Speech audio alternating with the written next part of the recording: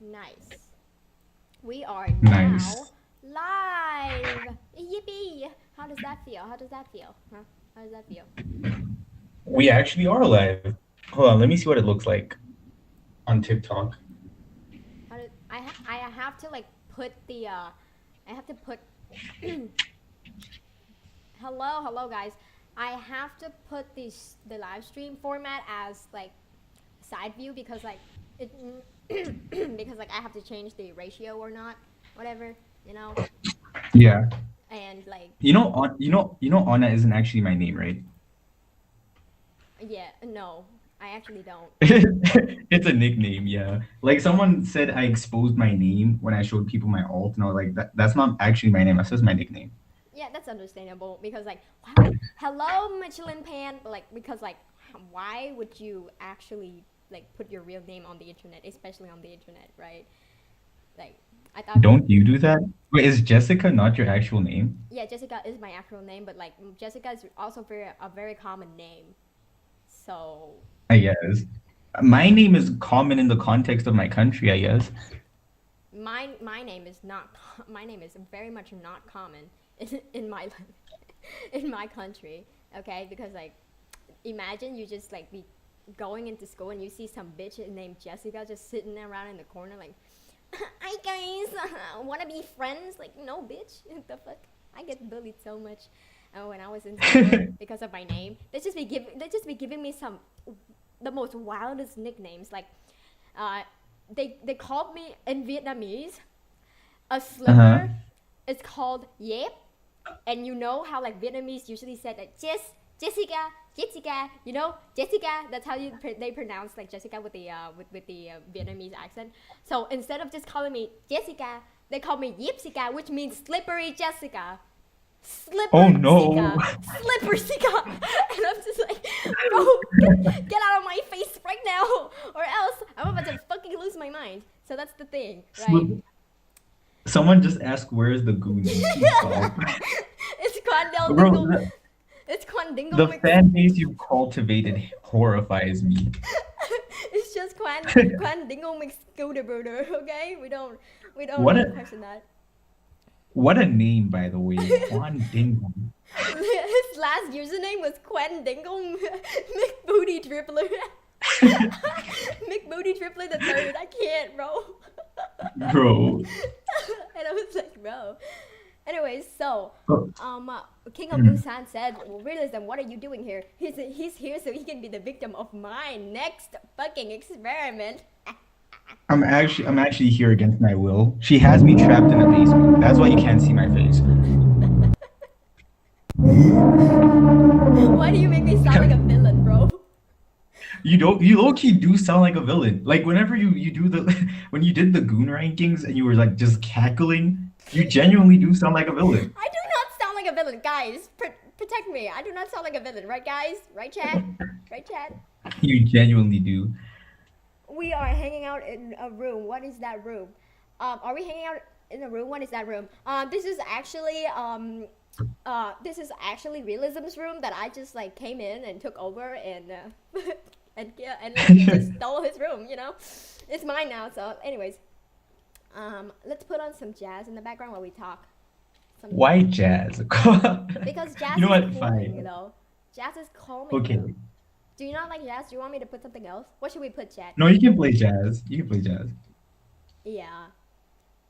But like it's kind of funny though. Imagine like we're just talking about like people throwing hands and like gang and illegal activities and this is like in the To movie. jazz music. Like, Yeah. it's kind of funny, bro.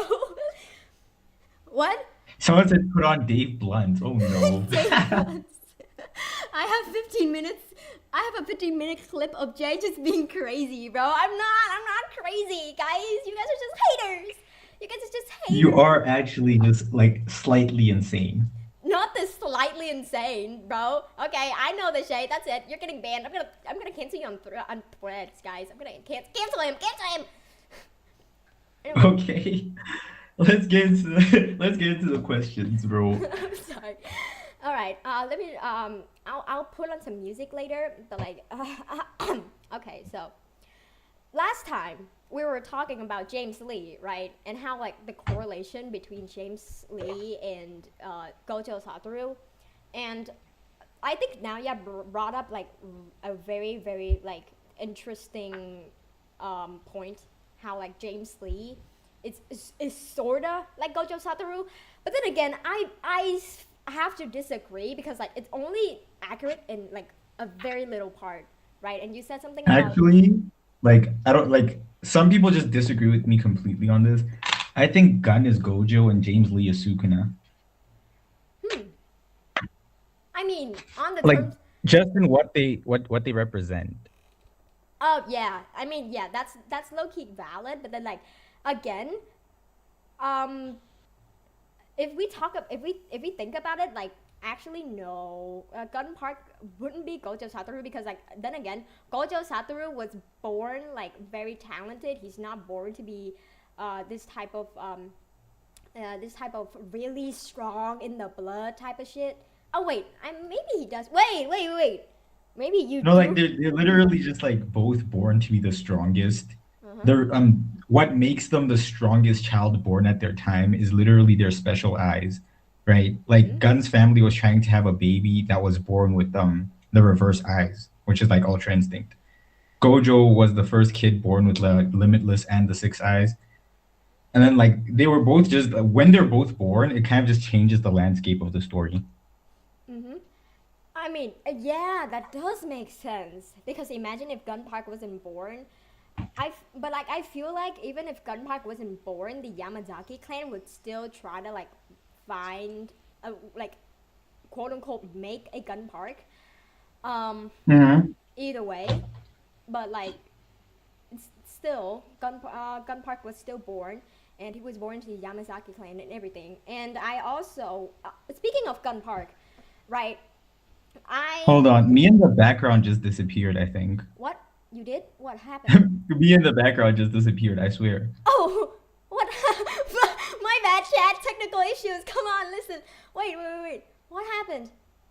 You're so consistent with these technical issues. Like every time you go live, it's just Guys, wait. Okay, you're back. Technical issues. Guys. okay. Yeah, you were saying. Technical issues. JJ, do you got any more mangoes? I'm hungry. No, I actually. Oh, speaking of. What's the mango thing? What's the mango lore?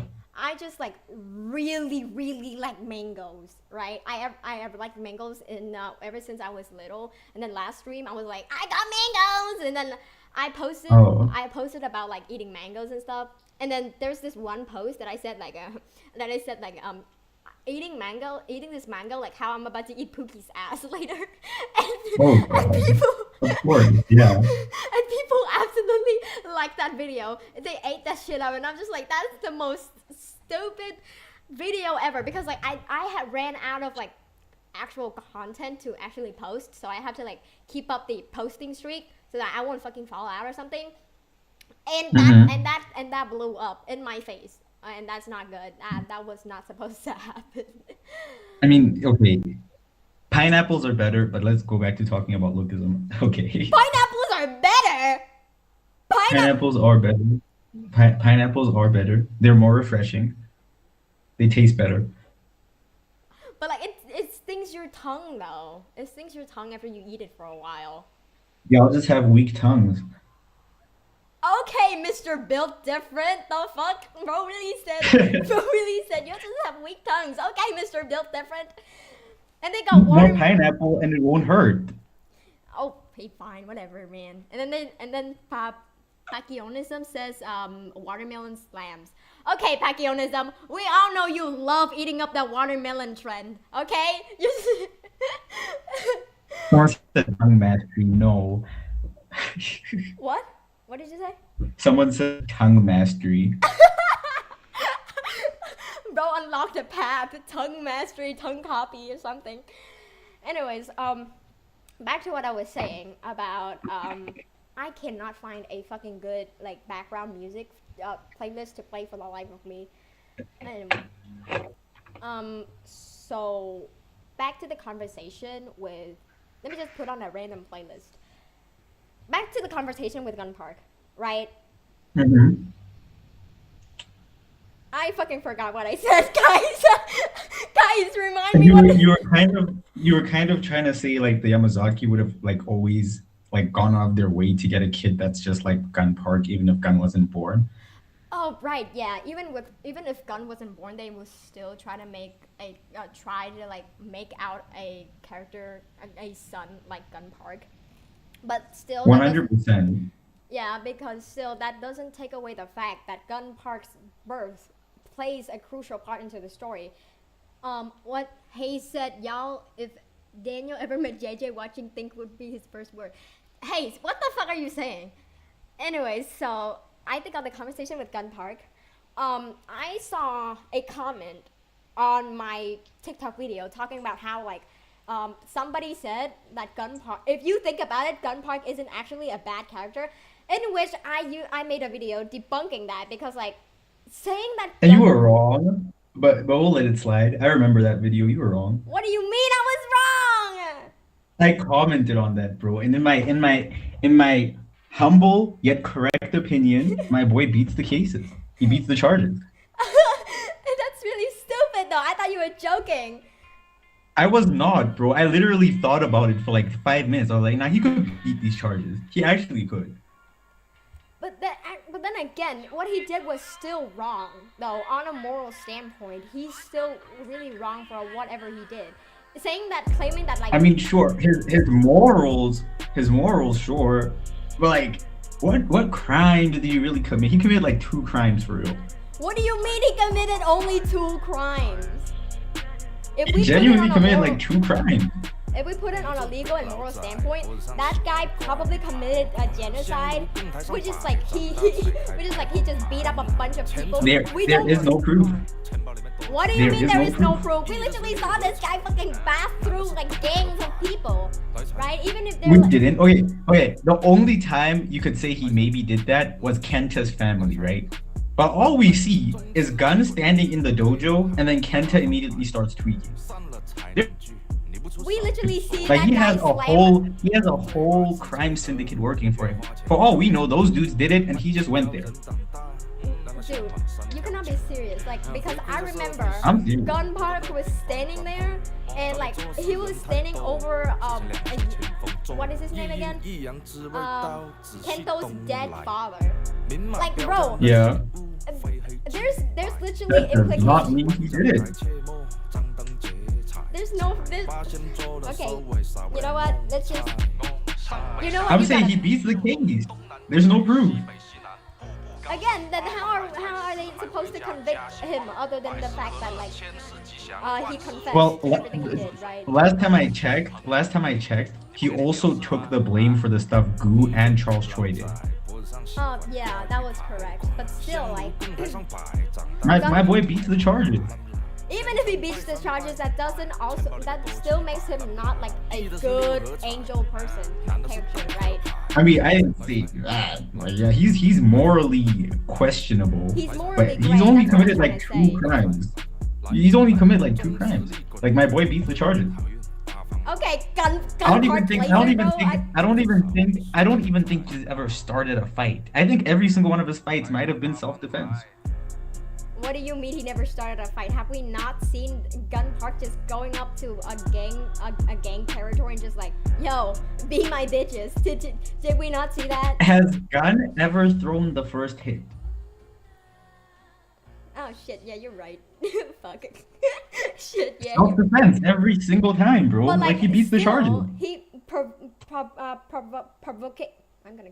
Oh my god. Provoking. Provoking is still considered a form of starting a fight, right? Like, would you not want to beat somebody up if they called you a nincompoop or like a poop face or a shit face, or like start like just insulting your whole family? Would you not want to like punch that dude in the face, even if he didn't like throw the first punch? He still like provoked you, right? Pussy. Leave my I don't even stuttering think he alone. has provoked anyone. Like my boy Gun genuinely went to these people, offered them a job that would make them rich, and they hated on him, so he called them dumb. I don't think that's an insult. I think that's just a statement of fact. The thing is, I said that he does actually provoke somebody because he did come into somebody's territory, like a gang territory, and just say like, bro, work for me, you work for me. Like, would you not be pissed, right? Yeah, he offered them a job, and then instead of taking the job, they tried to fight him. This is why you're. I feel like I'm being rage baited right now. Oh my god. You're not in the slightest. You're not being rage baited at all. Bro is being dead serious. I'm crying. My mom asked a favor. I'll be right back. But again, my live just got a warning once again. So like, if this live goes down, y'all can find me on TikTok. Y'all can find me on YouTube. You just got a warning again. Yeah. Okay, I'll entertain your chat while you're gone. Okay, thank you. Cool. Can we goon on live instead? No. At least I won't do that. Charles literally orders him to do bad things. Yeah, but he was a teenager. So that's just child exploitation. Charles is the bad person, not Gun. Gun didn't do nothing wrong, bro. Imagine like this stream gets boomed while I'm the only one talking. Wouldn't that just be horrible? Wouldn't that just be horrible?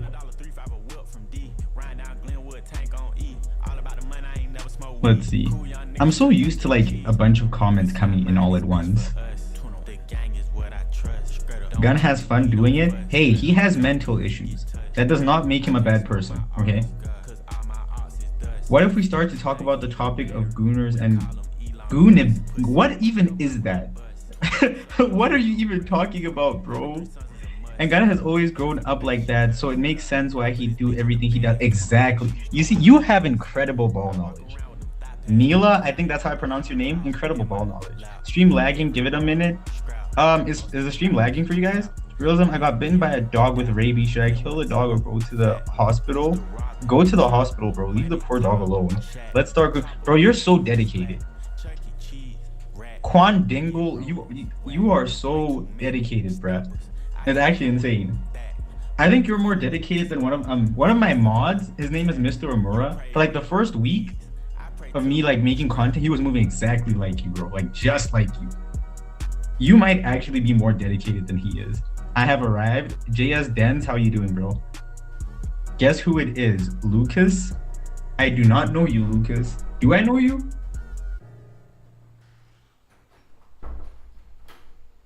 What's going on here? We're just having a stream together, bro, talking about Lookism stuff. When's the goon? Stop. Stop. Bro, McBooty dribbler. McBooty dribbler. Behave. Where is JJ at? JJ went to do something. Well, she's back now, but she was doing something. McBooty dribbler, behave. Stop asking about gooning, bro. He does that every time. Don't mind him, bro. Anyways, JJ. Insane dedication, by the way. Hello, Lucas. Not you too now, yeah. Shut up. Oh my god. Why is the whole chat? Bro said, give me a goon, bro. This is a goon stream? It is not a goon stream, bro. Like, it's not. Bro, now your rage baiting fan base is rage baiting mine.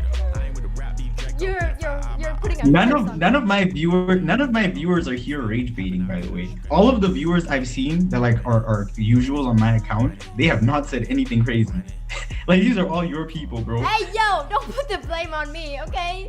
I would never. I actually will. You encourage them. You do. I would. Okay, you know what? I mean, like, what did I expect, right? But like, realism got influenced by JJ.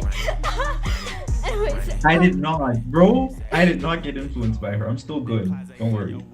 Never believe anybody who says they're so good. Okay, never believe that.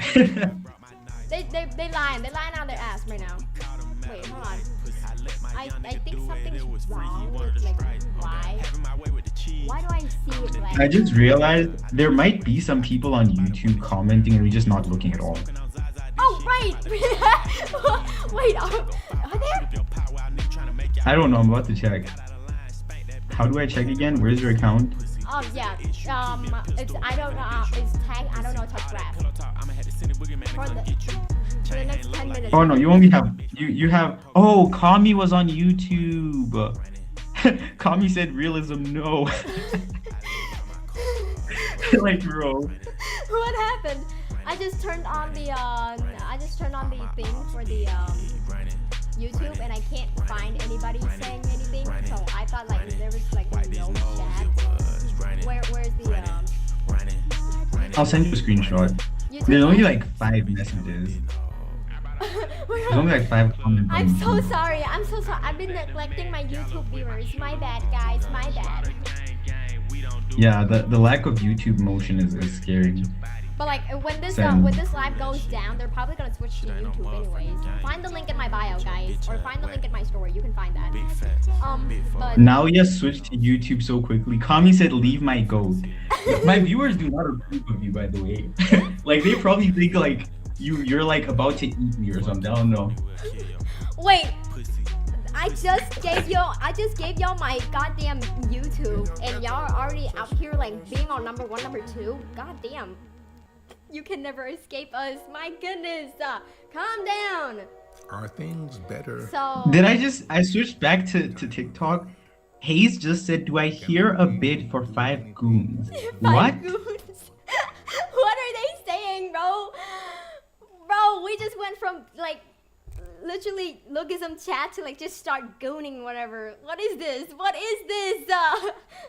These two are probably moan scaling. Stop reminding me of yesterday. Stop it. Y'all. Bro, you were actually moan scaling. That was crazy. I Like was- moan scaling is wild. Listen, okay, it wasn't my fault, okay? It was my fault, but like still, okay, because people were pissing me off, and I just like had to Bro, what? Oh, I was about to say my mind can't even conceive something like that. Like, how does one come up with the idea to moan scale? Realism, shout me out to the media. Shout out to random user. That's my mod. Thank you, random user, for being here. Anyways, let's go back to our Lookism. Hello, unidentified. Let's go back to our Lookism talk. Okay. So as we were talking about Gun Park, right? Still, right? Even on my points in that video being like, Gun Park is not as bad as Vin Jin or any other character antagonist within the story, right? He's still not a good person. When that person made a video, right? He's still not. I a don't good think person. Lookism has a morally good person other than like Daniel's mom. Yeah, and I think Like everyone else does morally questionable things. Lu Lee too. Do you remember her? Who? The I didn't hear what you that- said. Sorry. The girl that worked with Vasco at the gas station. Oh, the one that hasn't shown up in like 400 chapters. Exactly. And Zoe Park. Okay, not Zoe Park. No. Zoe has done some questionable things. Yeah, because like she was a bit of like a lookism, right? Like lookism. She did have a bit of lookism, and also was a bit fatphobic, right? Yeah. I'm talking about what's the girl that Zach had a crush on? I forgot her name. Mira. Yeah, Mira. Mira's not that bad. Yeah, no, she's also the goat. Yes, of course she is. The thing is, let's talk on the subject of female lookism characters, right? Because I feel like PGC does not know how to write actual good female characters, bro. And I think it's less that he doesn't know and more that he's not even trying. Like he's just not even trying. It's shocking. Like what are we doing, bro? Exactly. Like I feel very sad because like he had such good female characters that he just refuses to build on, right? Yeah. Prime example, Crystal Choi. Second example, Mira. Not Myra. I keep forgetting their names. I'm so sad. Vin Jin's girl best friend. What's her name again? I forgot again. Mary? Yeah, Mary, and Crystal Choi. There are such underrated characters. And then there's Bokpal Choi as well. Bokpal Choi, you remember Bokpal, right? Nope. I Bokpal don't. Choi was the girl. I'm terrible with names. Like I probably remember the character, but I don't remember the name. Right. the girl with the wolf cut, and then like the people had to tie up, and then like Daniel, the ally, has to like tie her up so like she doesn't have to so she can like play it off as Oh, Busan. yeah, in Busan, yeah. Yeah, I remember her. Female Sungji. Yeah, Female Songji is insane. she does look like Sungji. Am I lying? Like she looks like Sungji. Okay, you are not lying, but still, that's crazy. Okay, all they had was the same hairstyle, dude, and the same hair color. That's it. Okay, Fair, Songji. but I think PTJ low-key just recycled the design, bro. Yeah, it just like changed the gender and be like, nobody would notice. Like, shut up. Quando Big Booter Scooter, for the last time, stop asking about goating. I swear to God, I am begging you at this point. The fact that your account hasn't been banned is jarring. What do you mean? It would never be. I mean, I got restricted for showing more than 3 centimeters of chest. And meanwhile, you have people quite literally constantly asking about gooning. I mean, like, gooning is not gooning can be a very can be a word with a lot of meanings. Okay, we cannot never be sure, right? Anyways, You spent like 2 minutes straight moaning yesterday. Like 2 minutes. Uninterrupted. was I, guys? He's lying. Don't listen to him. Don't listen to him. I would never do such monstrosity. I would never do such things. What the hell is Hayes doing? Okay, guys, take this thing. Can we be a bit serious now? Now you set me up, right? Nayla said true, but maybe it's just because she might have had other flaws. What the hell? What did bro say? Okay, Wavy K said realism. Can you tell us what's gonna happen next in the next chapter in detail? Bro, why is this happening here? I am not PTJ for the last time, bro. I am not a Korean dude that writes comic book. I'm a black guy from South Africa. Like, what are we doing?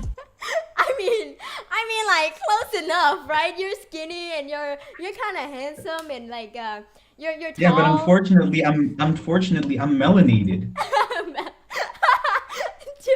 Melanated is so. This is so funny. It's not funny. Like, bro, people will unironically ask me questions that I have no place answering, bro. They will comment, when is Daniel Park going to beat Gun, for example? I think there was one time someone asked me to give them the approximate chapter where Daniel is going to fight James Lee. And I was like, what do you mean? How am I supposed to know that, bro? I'm from South Africa too. Shout out to JSD, bro. Wow, Shout out to you, bro. out.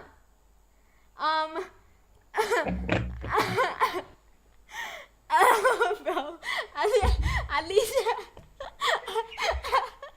I'm sorry. Bro, what are you even laughing at? At least you didn't ask for a foot review. I can't. Oh my. I mean, fair. Yeah. At least I can get asked for a foot review. Foot review. My goodness, bro, that's fucking diabolical. When I saw that, I was like, "There's no way, bro, be serious." And then 2 minutes later, you ended stream. I didn't even do it, by the way. Like, someone asked me to show. Can I even talk about this? Because I got restricted for talking about it. You can talk about it because we're also on live on YouTube anyway. So like. Okay, so like someone asked me to do a foot reveal, right? I didn't even do it, and I still got restricted for like sexual content or whatever.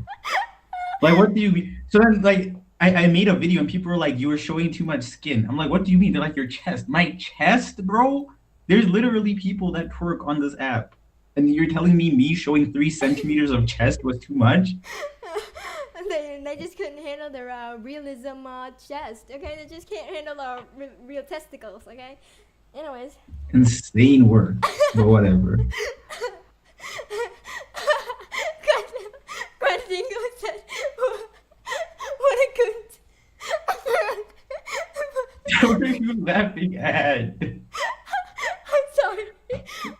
Grandingo McBooty Scooter said, wanna go to realism food review? I can't. Stop. I can't. It's so insane. And here comes the shipping. Wavy K just said realism. When are you and Tekka making it official? Can we stop, bro? But like when though? Okay, when though? It's not happening. Jeez. Bro, your live is not eligible for recommendation and is restricted because it contains sexually subjective content. Absolutely. Oh my insane. god, you deserve that. You deserve that so much. Thank What do you God. mean? It's At least your fault. TikTok is being fair. What? At least TikTok is being fair now. Jesus. Hey, They should have listen. legit restricted you. They shouldn't have just like said you're uneligible or whatever. They should have just boomed you. Hey, Like, yo. what do you mean? Hey, yo. This is insane. The hating is insane, chat. We need a. Kami said realism at this point it's your fault for befriending gooners. I mean, like you make it sound like I'm hunting these people down, bro. They find me. Like exactly.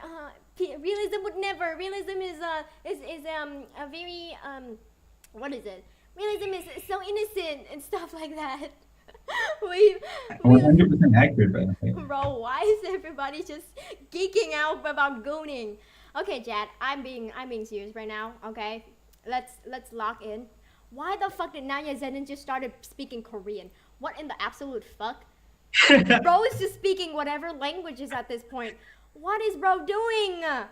What is bro your doing? viewers are tweakers. Oh my days. They are tweaking out, bro. I can't. Okay, I'm gonna mute a few of them just to like. Okay, guys, let's be mature. Okay, let's lock in and be mature. All right, we need to stop this. All right, this is enough. We have enough. I've had enough. All right. Okay. Back to the conversation with Gun Park. Still, right? What I'm saying is kind of like Gun Park is not a morally righteous character like some people want to claim him to be. Sure, he's not like the worst of the worst. He is still a bad person if you look at a moral standpoint, right? Objectively, he is. You know what, bro? I would say in the context of like the main Lookism characters, right? Like characters that actually do stuff. He is like top 5 most morally good characters. I would say that. You know, I agree with that. Actually, I agree with that because like besides like throwing hands and probably making child labor, he's probably just like chill, right? He's just doing whatever he. I mean, wants. he was a victim of the child labor too, you know. Yeah, he was. But like, yeah, still, like, he's not really that bad of a person. The thing is, I see this narrative of like, oh, Gun Park is such an angel, oh, Gun Park is like this and like that. I really hate how like they purify the character. That really takes away like how the character is written and what makes a character that character, right? Like, if you purify Gun Park and like make him this angel that can do no wrong, you really take away that part of him, which is born into crime, born into blood, born into all the bad things in society. He's literally born into a Yakuza gang, which is basically like they do all the illegal stuff, right? And then you're gonna tell me that like he's this angel that does nothing wrong morally? Like I don't agree with that. It's just delusional, right? It erases the part of his character. That's the whole point of my video. But I also see a comment on my video saying that like, oh, Gun Park is a badly written character because he doesn't have any That's humanity. insane. I'm so sorry for cutting you off. That is the most disrespectful statement I've ever heard. Oh my god. Gun is unironically, in my opinion, the best written character in all of Lookism. He's not even close. I absolutely agree with that. Like, I absolutely agree with that. Because what do you mean that he's a badly written character just because, like, he doesn't quote-unquote have humanity, right? You just don't Like, understand. you not liking someone is not the same as them being bad written. Exactly. Like, if you look at Jiho, I will admit that I hated Jiho. I hated Jiho so much. I hated Jiho so bad. I was rooting for his death. Like, every single chapter when I see him, I get so annoyed. But that's why I love him, right? Because like that shows that if you can make your audience hate a character so much, that means they're doing their job, right? They're doing. Yeah, that is the point. Yeah. Yeah, but then like he got killed off because like the Korean fans couldn't handle him, and it was really sad. But still, like that's the thing I see with the Lookism community is that they can't like understand nuance for some reason, right? Most of the fandom is just like, it's all black and white, and if I can't understand it, then it's a badly written character, and I don't agree with that, right? It's a very stupid opinion, and I also like want to touch on like Gun Park's character and how like he quote unquote doesn't have humanity, right? Mhm. What do you there's a question floating around I see on a lot of forums of Lookism, is the question of like, what is Gun Park's main goal here? What do you think? Main goal where? Like overall as a character or like in a specific arc? Overall as a character, because like there's a lot of theories saying like Gun Park is like considered Gun Park's goal is kind of like wanting to just take over H&N, but then like later on he doesn't take over H&N. H&N got destroyed, and then they moved on to saying that like, oh, Gun Park actually has a goal of like wanting to have a normal family. And I saw a conversation about that, and I just want to ask you, what do you think about it? Well, there's like a simple answer and there's like a super complex answer. The simple answer is he just wants to understand why his parents sacrificed themselves for him. That's quite literally it. That's the whole reason he works with Charles Choi, because he views Charles Choi as another version of Shingen, and he wants to see if Charles Choi is going to make the same choice. That's quite literally it. But like the deeper explanation is he's trying to understand what it means to be a person and understand love, because like that quite literally goes against his entire purpose for existing, right? Like even his name is symbolic of that. He's Gun Park. He's a weapon. He's not a person. And that's why Shingen giving him a name was so important, right? Because a name would basically represent him being an actual person. But then he didn't get that chance because Shingen got packed up. And then he wanted to see if Charles Choi would make the same choice so he could maybe understand Shingen's choice. And obviously, Shingen's choice is built up on his love for his son, even though it is not necessarily a well-developed love because he neglected his child, but he does have paternal love for Gun. And because of this, he makes the choice he makes. So Gun doesn't understand love. He understands it as like the definition of it, like the general term, the concept of it, but he doesn't understand it in the sense of experiencing it. So that's like the deeper aim for like what his goal actually is. Simplified, it's just he wants to see if he wants to understand Shingen's choice. Yeah, you know what? That's a very nice opinion. That's a very nice conclusion. I also agree with that, but it's still, I feel like Gun Park and Gu Kim are very goodly written characters. It's just that people really misunderstand a lot of the characters within the Lookism fandom, right? Like, I feel like the Lookism fandom has somehow rubbed off of the Jujutsu Kaisen fandom, where they do not know how to read their own manga. And I just, like, this whole conversation about characters sometimes piss me off. Because most of the time, right, they're too busy talking about power scaling and like high div, low div, or who's the strongest and everything. They don't even talk about the other parts of the story. And it's clear that like PGT is also like leaning more onto that side of his audience, right?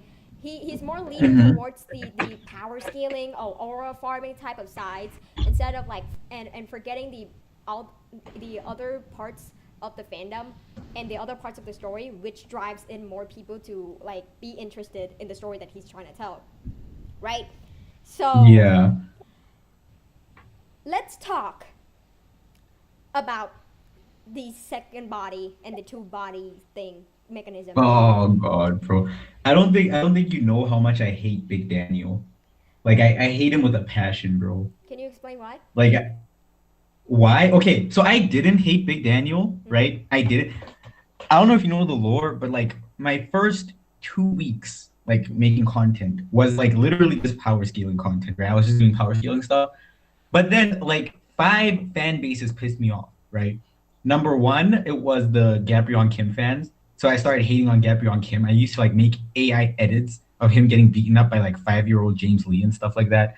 I used to like make posts talking about how he's a horrible father. Kitae Kim, also the Kitae Kim fans pissed me off. So I like make memes about him too, talking about how both his parents are fraud because UJ said, oh god, TikTok's gonna boo me. UJ said something crazy about his moms, right? And like, damn, both his parents are frauds, right?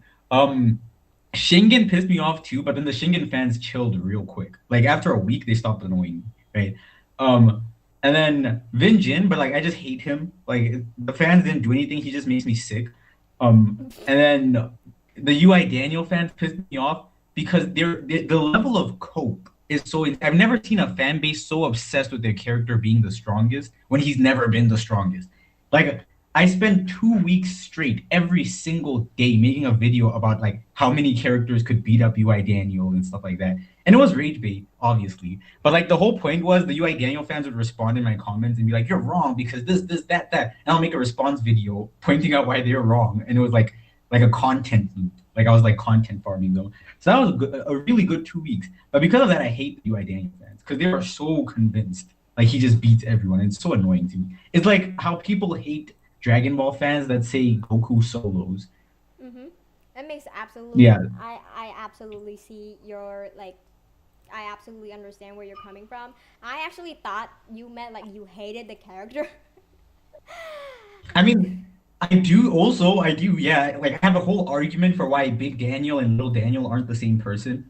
Because the UI Daniel fans piss me off and they think whenever Little Daniel does something cool that they can join in on the celebration. So I was like, yo, you guys know you're not invited, right? These two people are not the same person. Why would you say that? Why? Okay, it's a very ratty argument, but I don't care, right? It's like number one, they have different bodies, so they have different brains, so they have different brain chemistry, so they don't even think the same, they don't look the same, right? They probably don't sound the same because I doubt they have the same voice. They don't have the same legal name, right? They don't have the same parents, right? Same legal and name? on top of wait. Yeah, they don't have. Big Daniel's name is James Lee. Like that's not actually his name. Like I think the second body doesn't actually have a name. But Charles Choi forged a bunch of papers and stuff, so that when Big Daniel was in the hospital, he was named James Lee or whatever. Right. So they don't even have the same legal name. And on top of that, bro, just from like a reading perspective, right? Like if you're reading a story and these two characters do not act the same, do not look the same, are just not the same in every single narrative way, then functionally you are reading two different characters. So I just refuse to accept that they're the same person. Like if someone is like, no, they're the same person, they're not. They are not. Little Daniel is so much better, it's not even funny. I see where you're coming from. The thing is, I actually thought they were the same person because, like, again, it is they share the same consciousness, right? Even if like they're two separate bodies and they're two separate brain chemistries and stuff, but like they still share a consciousness. Right, and it's like one singular consciousness.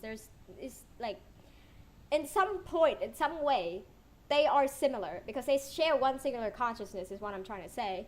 I mean, yeah, no, that's fair, 100%. Like the whole point of my argument is just that whenever someone says that, I just disagree with them because I hate Big Daniel. Like that's really all there is to it. Yeah, that's totally understandable because that's just your opinion. But yeah, back to the main point though, the reason I brought this up was because I avoid making theories or theory videos about the second body because I'm afraid I might end up accidentally hyping up the second body. The thing is, I feel like the conversation of the two bodies, the second body, is low-key necessary because it is kind of like it does play an important part into the lore in the story as a whole, right? And hold on. Now Yazena just, oh my god, are you okay? Now are you okay? Huh? Now you're just commenting like, I puked blood, I won't and can't chat for 5 minutes. What the hell, bro?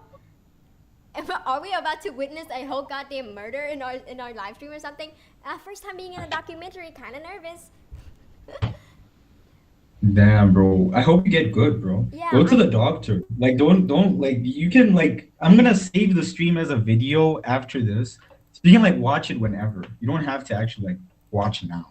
Exactly. Like you can find like the VOD or something, the replay on YouTube. So like don't like pressure yourself into watching.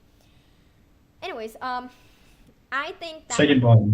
yeah, I think that like the conversation of the two bodies and second bodies are very important and is necessary because they do play a very big impact into the lore and the story as a general, right? I just feel like I really hate how PGT has a very solid foundation, like introducing the audience into the concept of having two bodies, waking up in a perfect body, and he just like slowly throws it away, right? And he's slowly like making it very unnecessary. Like first we have Daniel who has two bodies, and then we have Crystal Choi. We will talk about Crystal Choi in a bit. We had Crystal Choi having two bodies, right? And then we had James Lee, who is implied to have a second body or something. And then, No shot, he's not. He's not. I mean, that's why I said implied, because like they did imply that like, oh, maybe James Lee had a second. It's like he has a second body and stuff, but we never actually see the second body, or we never actually see. I think it's implied Charles Choi has a second body. I don't think the same can be said for James though. Yeah, Like people think James is the second body, yeah, that would make sense. Yeah. but I disagree with that fully. I think that would just be a terrible writing decision. Yeah, exactly. Because like, what makes it so different? If what makes it so special and different if everybody can have the second body, right?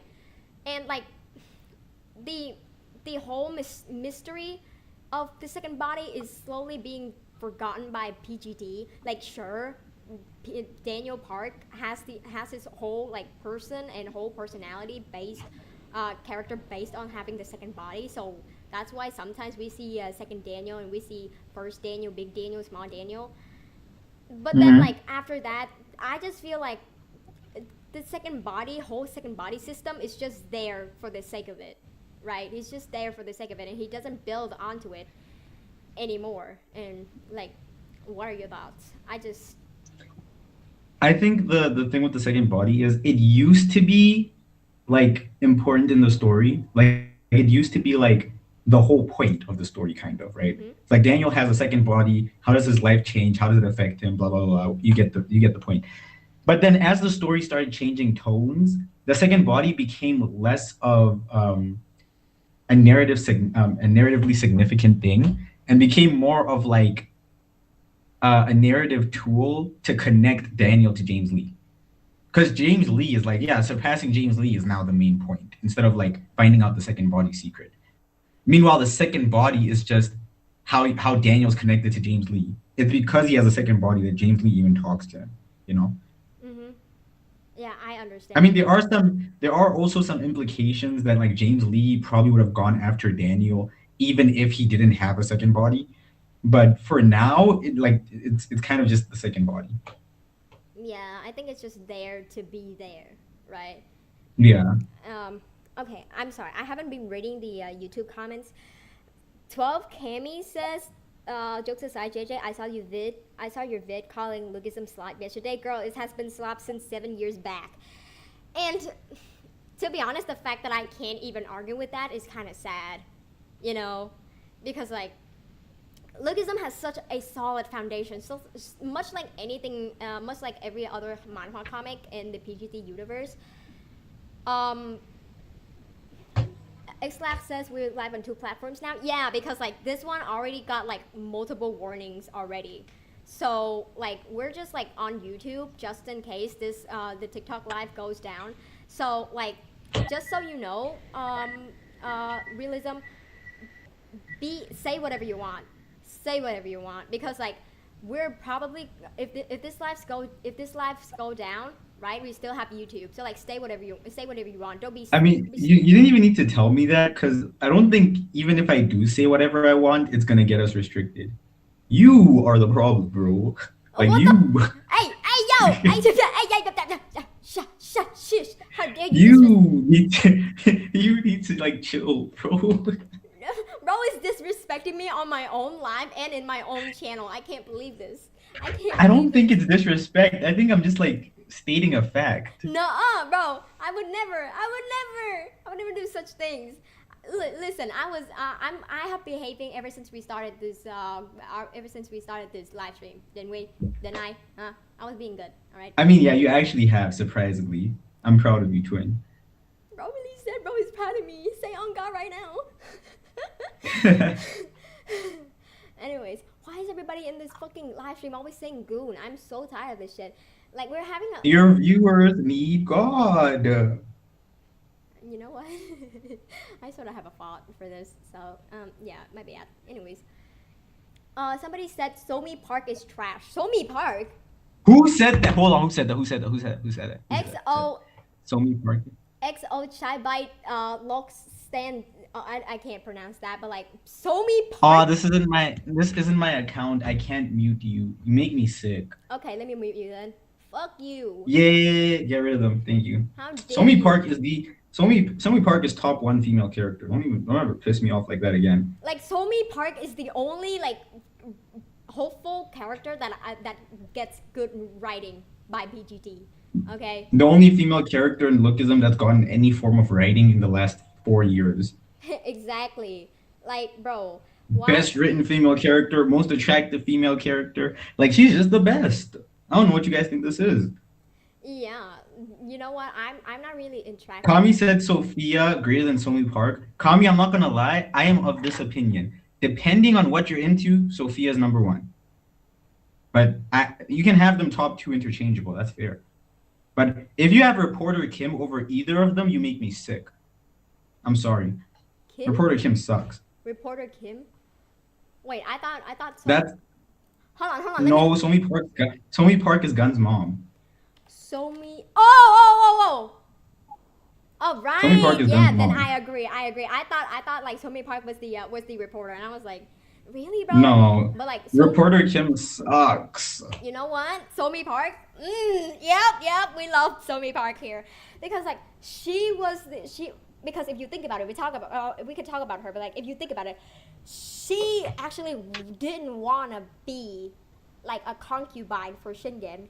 But then again, she had to, right? She had to. She was forced into the whole thing about being a concubine for Shingen.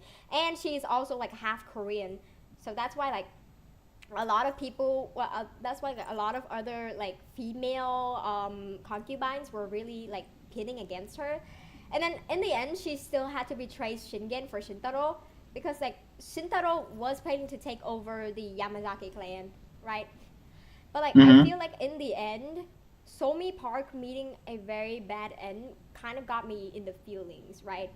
Because usually I thought when Somi Park was first introduced, I was like, damn, it's gonna be one of those like girls that just like gets in there and be so fragile and like so pick me girl and just like need somebody else to be there or like be fucking useless, right? But then like when I saw how like Somi Park always kept her composure, always had to be like, you have to be violent. You have to be violent. You have to try and get a name from your father and stuff like that. And I was like, damn, okay. So she does have some. She is something else other than just being like a useless female character, right? Like so many fates of the other female characters. And I just feel like Somi Park could have done more. Maybe it's just me, but I feel like Somi Park did her duty to play into the story, but like she could have done so much more. Fair. I think because like the Shiro Oni arc, I think had the most potential out of any arc. That's the Gun's backstory, right? That whole arc had the most potential. Problem is, I'm pretty sure it got rushed because apparently the Korean fans didn't like it, and I think it could have been handled better, because like we have this moment where she sacrifices herself for Gun, and then we have like tiny little flashbacks of her being conflicted when talking to her family after Gun leaves or whatever.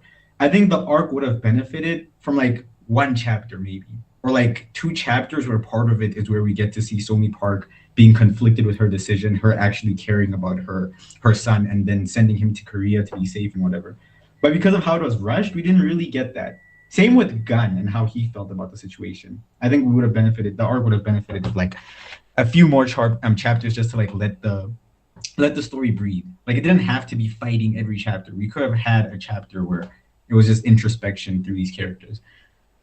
Mm-hmm. And on the topic of female characters, do you mind? Let's talk about Lookism female characters. Oh, this is a. I mean, they're all horrible. I mean, Like writing wise, he hello? PJ literally isn't trying. Like he's just not even trying. Mm-hmm. Can you not hear me? Yeah, because you were low key breaking out, and then like you suddenly paused. So yeah, I was just. No. No, it's okay. Am I good now? Yeah, you're good now. Keep talking. Yeah, I was saying PTJ just isn't even trying, like at all. Mm-hmm. Like we have Crystal, quite possibly the second most important character in the story. Nothing, collecting dust. We have Zoe, probably the character that Daniel's gonna end up with. Like let's just be honest with ourselves. Mm-hmm. Nothing, collecting dust, no development. Relegated to being a damsel in distress. It's horrible. We have Mira, who is with the best character in the story, my goat Zach Lee, but we don't see her. Like she just doesn't do anything. We have Mary, who has this connection to Taejun, who did something horrible in Chongliang. She wants revenge on Taejun, whatever. But she just does nothing. And Vin Jin's doing everything because he's the male character, even though what happened in Chongliang affected Mary too, arguably as much, if not more, than Vin Jin, because she just knew those people longer. And she had to deal with Vin Jin being a piece of trash all this time while defending him. So it's like, why are we not getting development for these important characters? Like, it just doesn't make sense to me. We have Yo Wool, Jesus Christ, Yo Wool. The entire arc of Incheon is her going through and trying to take down the organization that basically offed her father, right? Tell me why the most important narrative connection, right, to UJ, who did it and was like actually like not really evil, is Jaeyoung Na.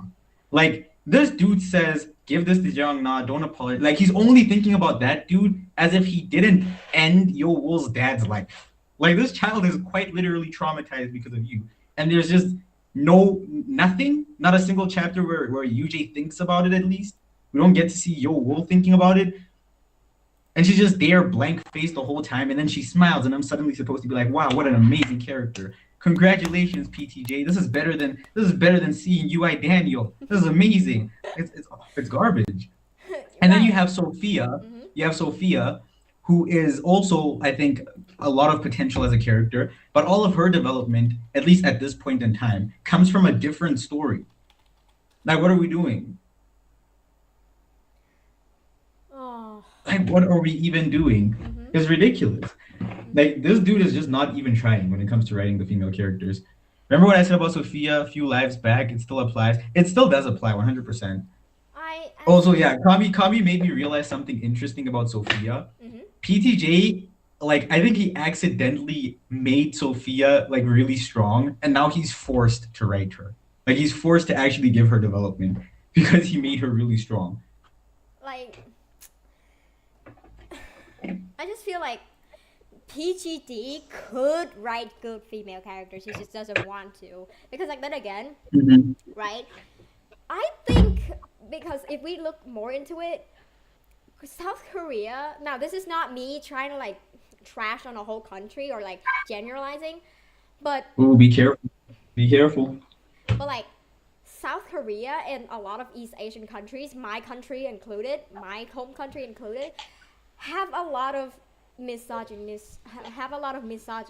right? It's like so deep into generations of just misogyny, right? So that's why I feel like maybe PGD just doesn't care about the female characters enough to actually like give them something more, right? So yeah, I just feel like the whole dumbing down of the female characters just looking good and everything, and I'm just like, really, I just mourn, okay? Sometimes I mourn a lot about how Zoe could have been, how Mary could have been, how like Crystal Choi could have been. I have a theory. I have a theory that I'm just grasping on straws, and we will talk about theories later.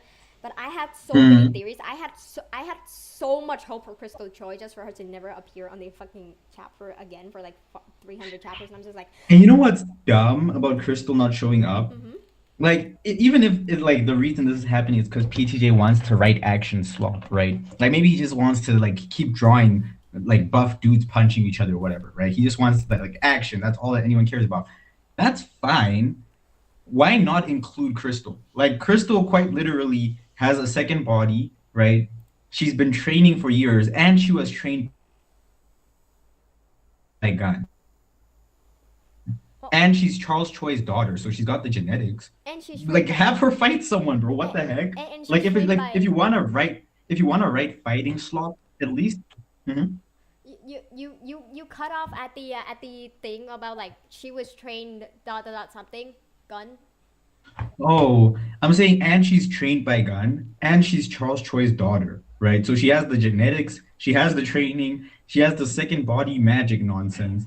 You could realistically just put her in the story as a fighter, and it would be perfectly fine. Right. Like I feel like Crystal Choi should genuinely have a spin-off of like her own story, right? Like how Manager Kim has his own story and how Johan Song plays a huge story in Questism. And I'm just like, man, she's such a waste of a character, right? Because at first I could have understand how like a lot of people won't like her at first because she's basically just like the female version of Daniel Park having two bodies and stuff.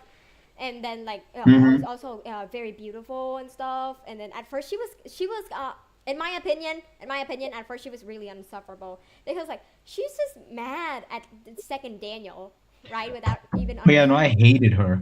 Like first 5 chapters of her introduction made me want to throw up. She pissed me off so much. like exactly like I understand how like she's supposed to be like the opposite of Daniel Park, but like the gender bent version, right? But slowly deeper into the story, I just feel like, wow, she could have done so much. I had such high hopes for her that suddenly she just disappears, and I still mourn her character, and I still mourn Mary's character, right? Because Mary. And you know what the craziest thing about Crystal is too? Like when it comes to me not liking her, it's like if PTJ had just handled her properly, I would have liked her. I would have actually liked her because the reason she doesn't like Daniel is because she feels like Daniel is a shallow dude that only cares about looks, right? And the reason why that's important for Crystal, it's implied that her second body is actually the short one, and her original body is actually the tall one. Oh. Yeah. Right?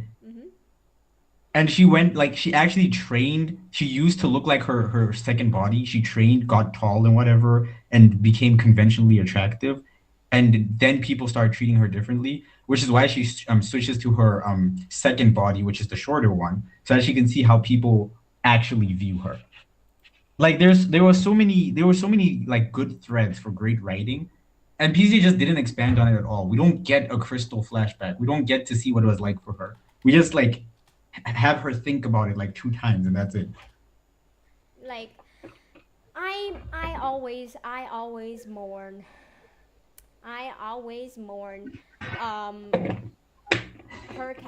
Crystal Choi, and I also mourn Mary. God, Mary, I'm so sad. Whenever I talk about Mary, I get very sad because like if you think about it, right? Mary could have been like side to side, kind of like Nobara and Yuji, right? She could have been like Vin Jin and Mary could have been like the Nobara and the Yuji of Lookism. But no, PG Jesus has to throw that away because he refuses to let Mary outshine Vin Jin, and that's the thing I see with the whole PGT female characters conversation, because I feel like PGT just refuses to let any female character outshine the male characters, even though the male characters are so goddamn OP, already have like so much importance in the story. He just like refuses to let the female characters shine or outshine any of his male characters, and it pisses me off. right? Especially with Sophia. Dude, Sophia. But like I feel like Sophia being the side character and having the role that she has right now, I feel like it's necessary, because like again, for a person who is so strong like her, I feel like she wouldn't have that much like goals like the other characters would have, right? I would actually read a Sophia spin-off as long as like a backstory type spin-off, like her like in high school growing up and seeing how she became a war hero. I would actually read the hell out of that. Yeah, I absolutely agree. Let me read there's a comment that caught my attention. Abiskar, I hope I read your name right. Abiskar said, at this point I don't have any expectations for PGT female characters, but Daniel should end up with Zoe. And the thing is, I have managed to actually made out like a whole goddamn mold for all the female characters in Lookism. It's either one, they become somebody's love interest, or they are absolutely useless and just there just for the fandom to goon, or they're just there just to be there, right? They're just there just for the sake of it, or they're there to die. Like, I'm just like, oh my gosh, bro. Like, it's like at this point, if PGT just like makes a character and makes a new character that's just like a gender bent version of another character, but like she actually gets writing just like the male characters do, I won't even complain. I won't actually complain. Like, I would eat that shit up, actually. Yeah, no.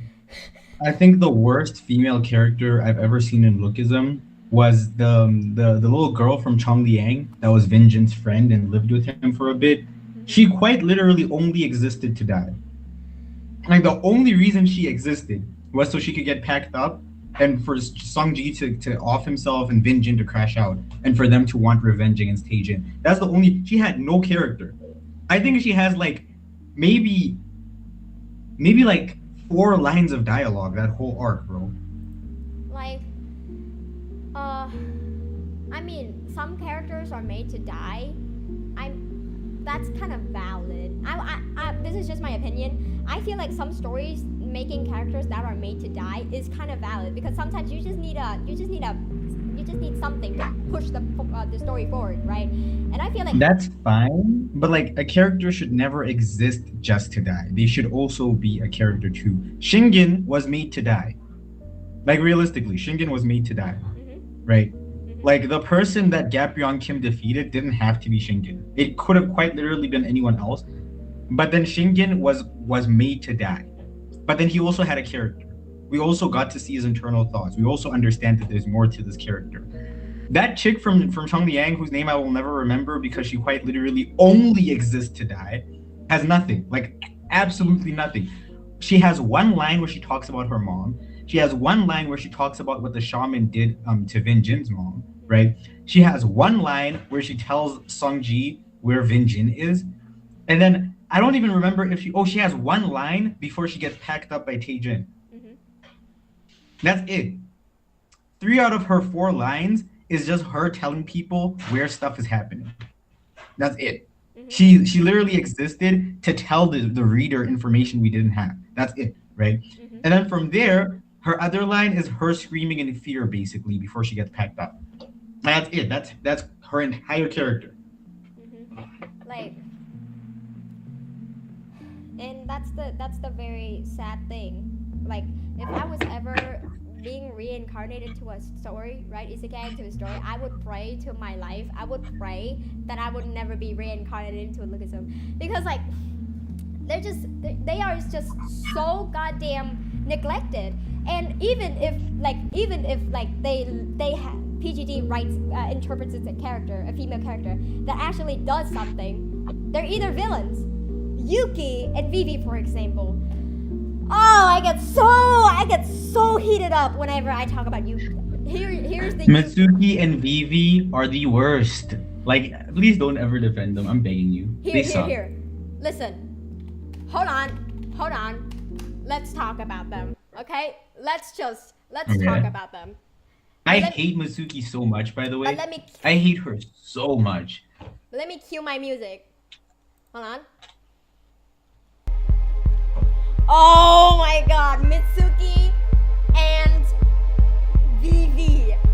They will be the bane of my existence, bro. The fact that they get a happy ending in the end and they got like barely a scratch on the wrist, pisses me off. Because why does all of the other characters, even the male ones, right? All the characters have such a horrible fate for almost nothing. Especially Songji. I'm talking about Songji. Songji has such a horrible fate. When all he did was like being born with 6 fingers and 6 toes, right? But the fact that he actually gave Mitsuki and Vivi a happy ending without barely giving them consequences pisses me off. And the fact that they're still here, they're still like trying to like interrogate them into the story and trying to give them an important role. Boils my soul. Like, Here's my thing, bro. I don't know if you saw my video. I do chapter reviews. I deleted it though. It was an older review. It was the chapter where Ryuhei beats up one of those random Gen 1 kings.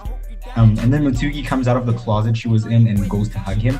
I hate that chapter so much. I hate it so much. Because number one, Sinu does not need to be in this arc. He is only in this arc so that PTJ can try and show off how Mitsuki actually loves Ryuhei and doesn't love Sinu. And it's supposed to be like this beautiful thing. Oh no, she's found true love. She's in love with Ryuhei now, right? And then Ryuhei is like, yeah, no, I got the girl. And I just looked at it and I was like, you piss me off so much. You make me so nauseous. Why should I think that the abuser, not going to the person that she abused and going to the person that helped her abuse that person, is in a beautiful relationship? This is the happy ending. This is a good thing. She should have been packed up in that closet on everything I love. I think Ryuhei has potential as a good character. He does, and I enjoyed his fight this arc. My problem is we had half a chapter of a flashback, right? But that whole flashback was from Mitsuki's perspective. It was not Ryuhei's flashback, meaning Ryuhei got no development, right? And on top of that, that whole flashback is just her being a jerk to Ryuhei that entire time. And then her finally settling for Ryuhei because she's accepted that she's a piece of trash person and that Sinu has moved on. Like, why does this character exist? Why does this character, and why is PTJ trying to pretend that I should be happy for this character? Like, quite literally, bro. Like, Kise Kim needs to find her right now, expeditiously. God. Bro, I'm not even gonna mess with you. Okay, I'm not even gonna kid you. Not only do I want Vivi and Mitsuki blasted into Mars and blasted back with no protective gear, I also want Xiaolong and Ryuhei to also get consequences. Because what is with this writing in the story that like people just do the most horrible, horrific shit and not get any goddamn consequences? There's something wrong with here. There's something wrong here, right? Because I thought like the story started off like, oh, the bad guys are gonna get consequences. And now you're expecting me to root for the bad guys for not getting consequences? Like, oh no, I was rooting for the bad guys this arc actually. I was hoping Chang-soo and Kite Kim packed everyone up. But guess what? Chances are everybody's surviving except the black dude. Isn't that just great? It so happens to be the black dude. It's okay, I'm dragging it obviously. Like, I don't think PTJ is racist or anything. I do think he's an idiot sometimes. What do you mean? Like why is the only character that's gonna get packed up the black dude? Because right now it seems like Eugene and Yusong might survive. This entire arc is called the Hunt for Workers, by the way. It's called the Hunt for Workers. They are here to pack up the workers, all of them. The only character that has died is the black guy and the dudes that were wearing all black and were called the black workers. They are literally called the black. Those are the only characters that died. Like, there's no way. When I saw that he was gonna die, I was like, bro.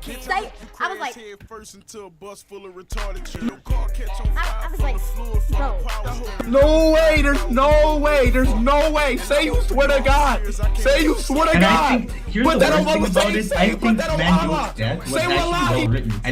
I think it was a good death for the character. I think it was well written.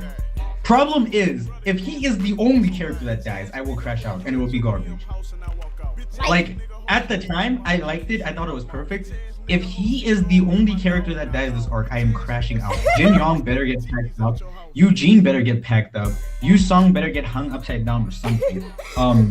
Ryuhei, I'm fine with Ryuhei surviving, but Darius is alive, bro. Darius, really? Wait, let me look Really? And then Darius has to get saved by Eli of all people. Oh, God help me, I hate this story sometimes. Darius. This arc pisses me off so much. Wait. Oh my God, no, not that guy. Oh my God, why are we? Yes, P Dari. Yes. Why would we keep the only character?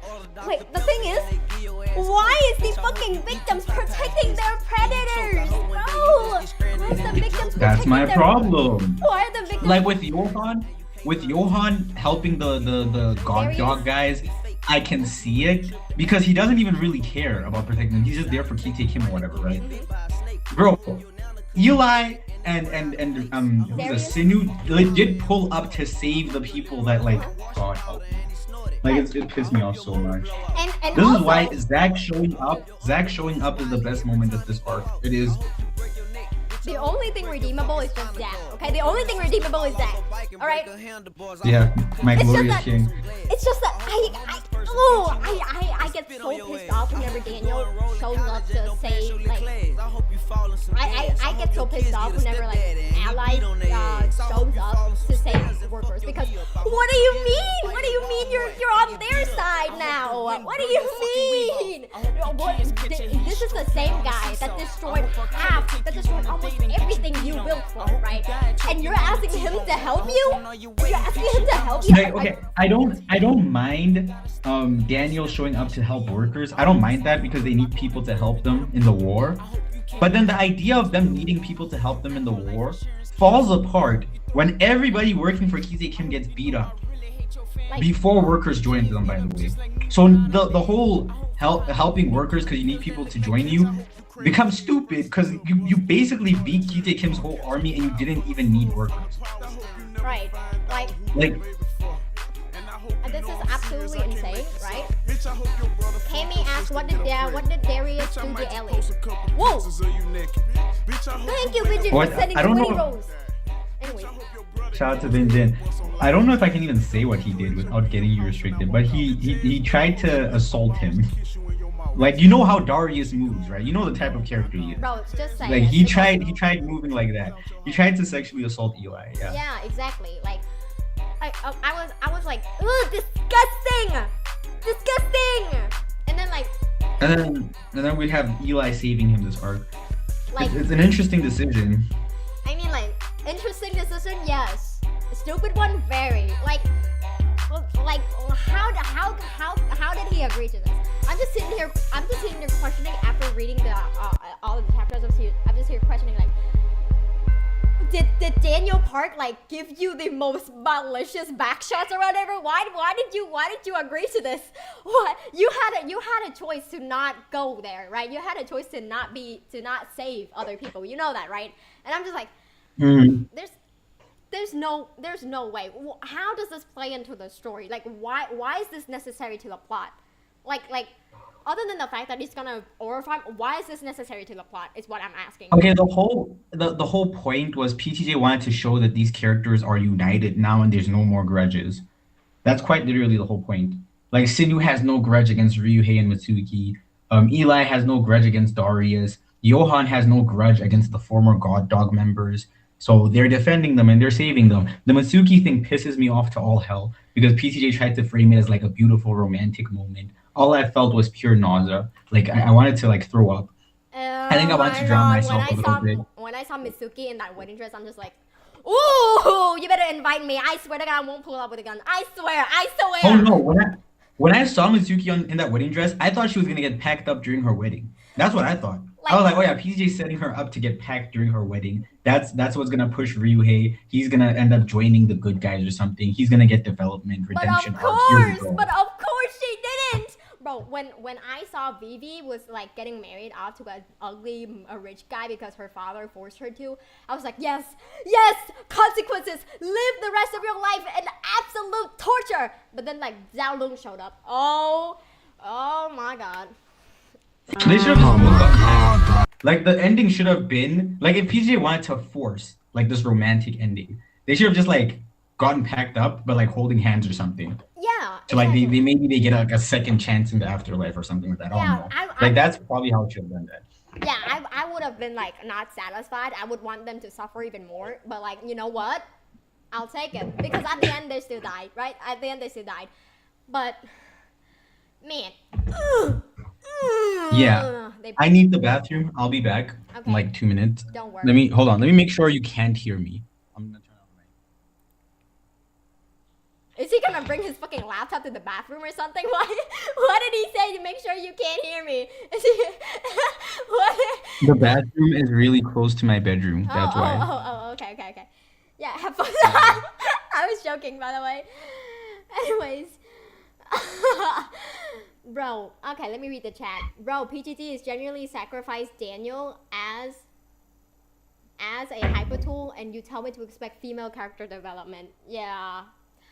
Apiscar, I literally saw your comment like 4 fucking times. I didn't read it for a reason because like I had no like comments to say on it. So anyways, Gun is the only normal character in Lookism. Enku and a lot of characters, right? Bro, Songji died and some motherfuckers still not dying. Like exactly. Why is Taejun still here? Why is Taejun still here? Why is Misaki still here? Why is BB still here? How about you choke me? I can't believe this. This is absolutely insane. Thank you, Wavy K, for sending a rose. Thank you so much. Yeah, thank you. That motherfucker Gun is not normal. Yeah, he's looking a sadomasochist if you think about it. Like he is a sadomasochist, right?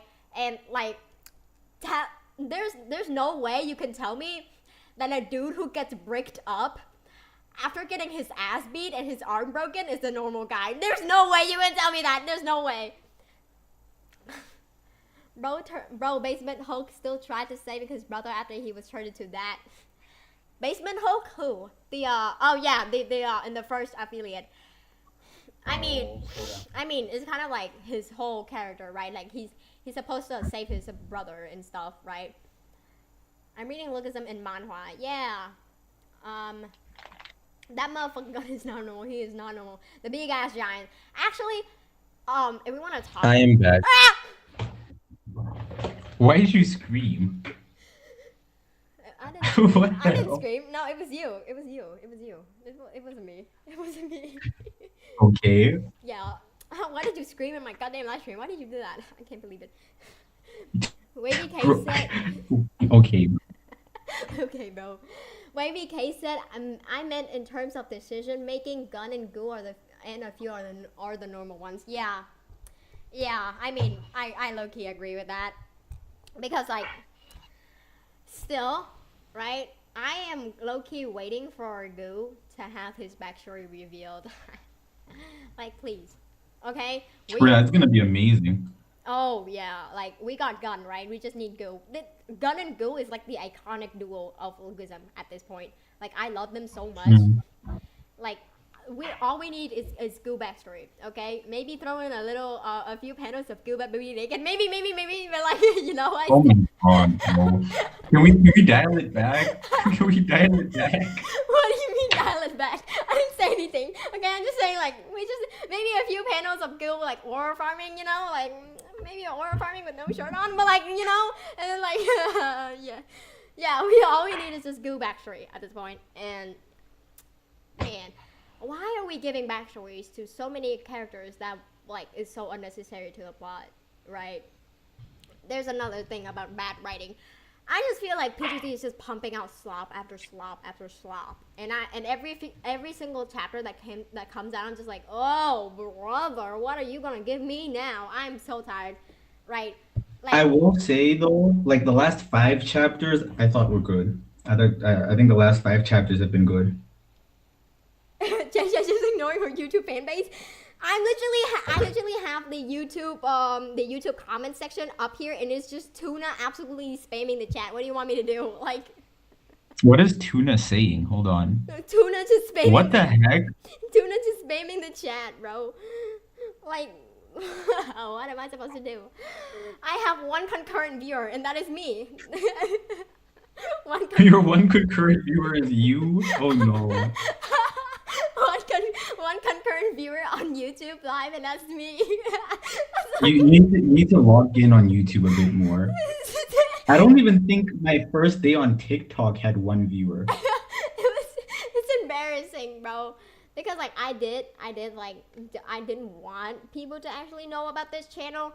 I tried to keep it like private because like I want to keep like whatever I have, whatever people like on TikTok, right? And it's just, you know, but then like now that we're forced into this situation, I'm gonna post on YouTube as well. But like I'm only gonna go on YouTube to try to like live stream and talk about Lookism like with you and stuff like that. But yeah, realism, we both going to get the fuck out. Get the fuck out. Bro, why are you like this? Me next literally commented realism, we both gooning tomorrow, right? Bro, that's one of my viewers. He's on like almost all of my lives. Shout out to him, but wow. Like you're corrupting my viewers, by the way. Bro does not say stuff like that. Hold on, Kami said realism, my 10-month video reached 1.2K. Shout out to you. That's amazing, bro. Amazing. That is insane. That's like what, less than 2 days? Shout out to you. Amazing. Okay, you're gonna blow up, and then you're gonna get 4,000 followers, and then I would have to like leech off of your fame and stuff. My bad. Yeah, Kami, remember me when you're famous, bro. Yeah, remember me too. Remember me when you're famous.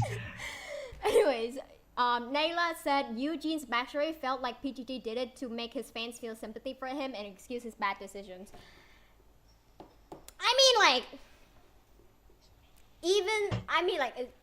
If we think about it, it didn't actually work, right? Because like he tried that before, and we still don't feel anything else for him, right?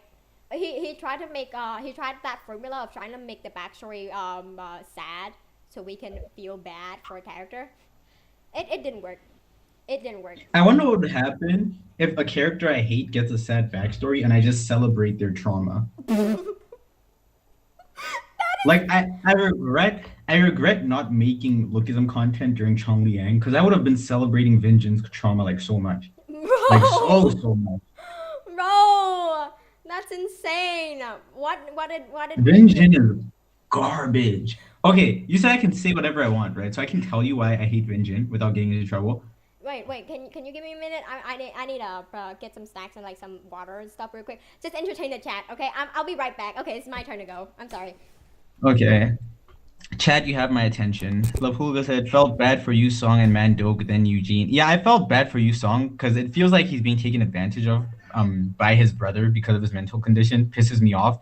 Mandok, I understood why he made the decisions he made, but I did not feel bad for him. I think there's like a little bit of a difference there. Bro, people think Hisei is a misunderstood character. Now, I understand him fully. He's a psychopath. Unkism, stop. Realism, give me the goon. What are we doing? What are we doing? We need tomorrow chapter live on YouTube. Yeah, no, I'm gonna go live on YouTube as usual on Thursday. We'll do the reaction on YouTube. Don't worry. We hitting 1K. Hopefully, I think how much did we hit last time? I don't even remember. How much did we hit like 400 maybe? I don't remember. Neela, goonism. Stop. You think I got you song condition right? I think you did actually. Like the description you gave. I don't remember exactly what you said, but I remember thinking it aligned with what I understood from the chapter. Yeah, somewhere around. Awesome. 510. Do we actually have 510? That's insane. That is insane. I was actually surprised how many people found my YouTube. I didn't think many people were actually going to watch me on YouTube once I switched. But it's awesome. What the heck did I just do? Oh, I have to go back to the live stream now. Why do I keep scrolling out of the live stream? And why does the live stream keep saying Phoenix Wright Ace Attorney Trilogy? I sent TS live to Desi and he said he don't want to mess around anymore. Thank God. Desi would actually be trolling out of his mind right now if he was here. Like, Desi just exists to troll me. I think his first words were realism sucks. We gotta make a collab YouTube video, realism, bro. I'm down. Abood says he wants to collab with me too. You guys just have to tell me how it works and I'll do it. I don't mind. Like, just explain to me what I need to do and I'll do it. who want to get muted. I wish I could mute some of you. That would be awesome. But this is JJ's stream. It's not our stream.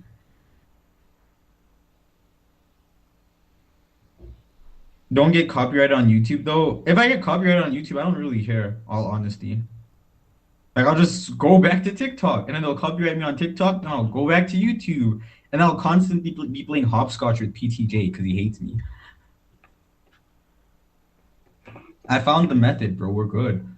And worst case scenario, I get copyrighted on both, then we move to Twitch. Yes, sir. That's what we're doing. Bet. Let's talk later, and we can talk about it.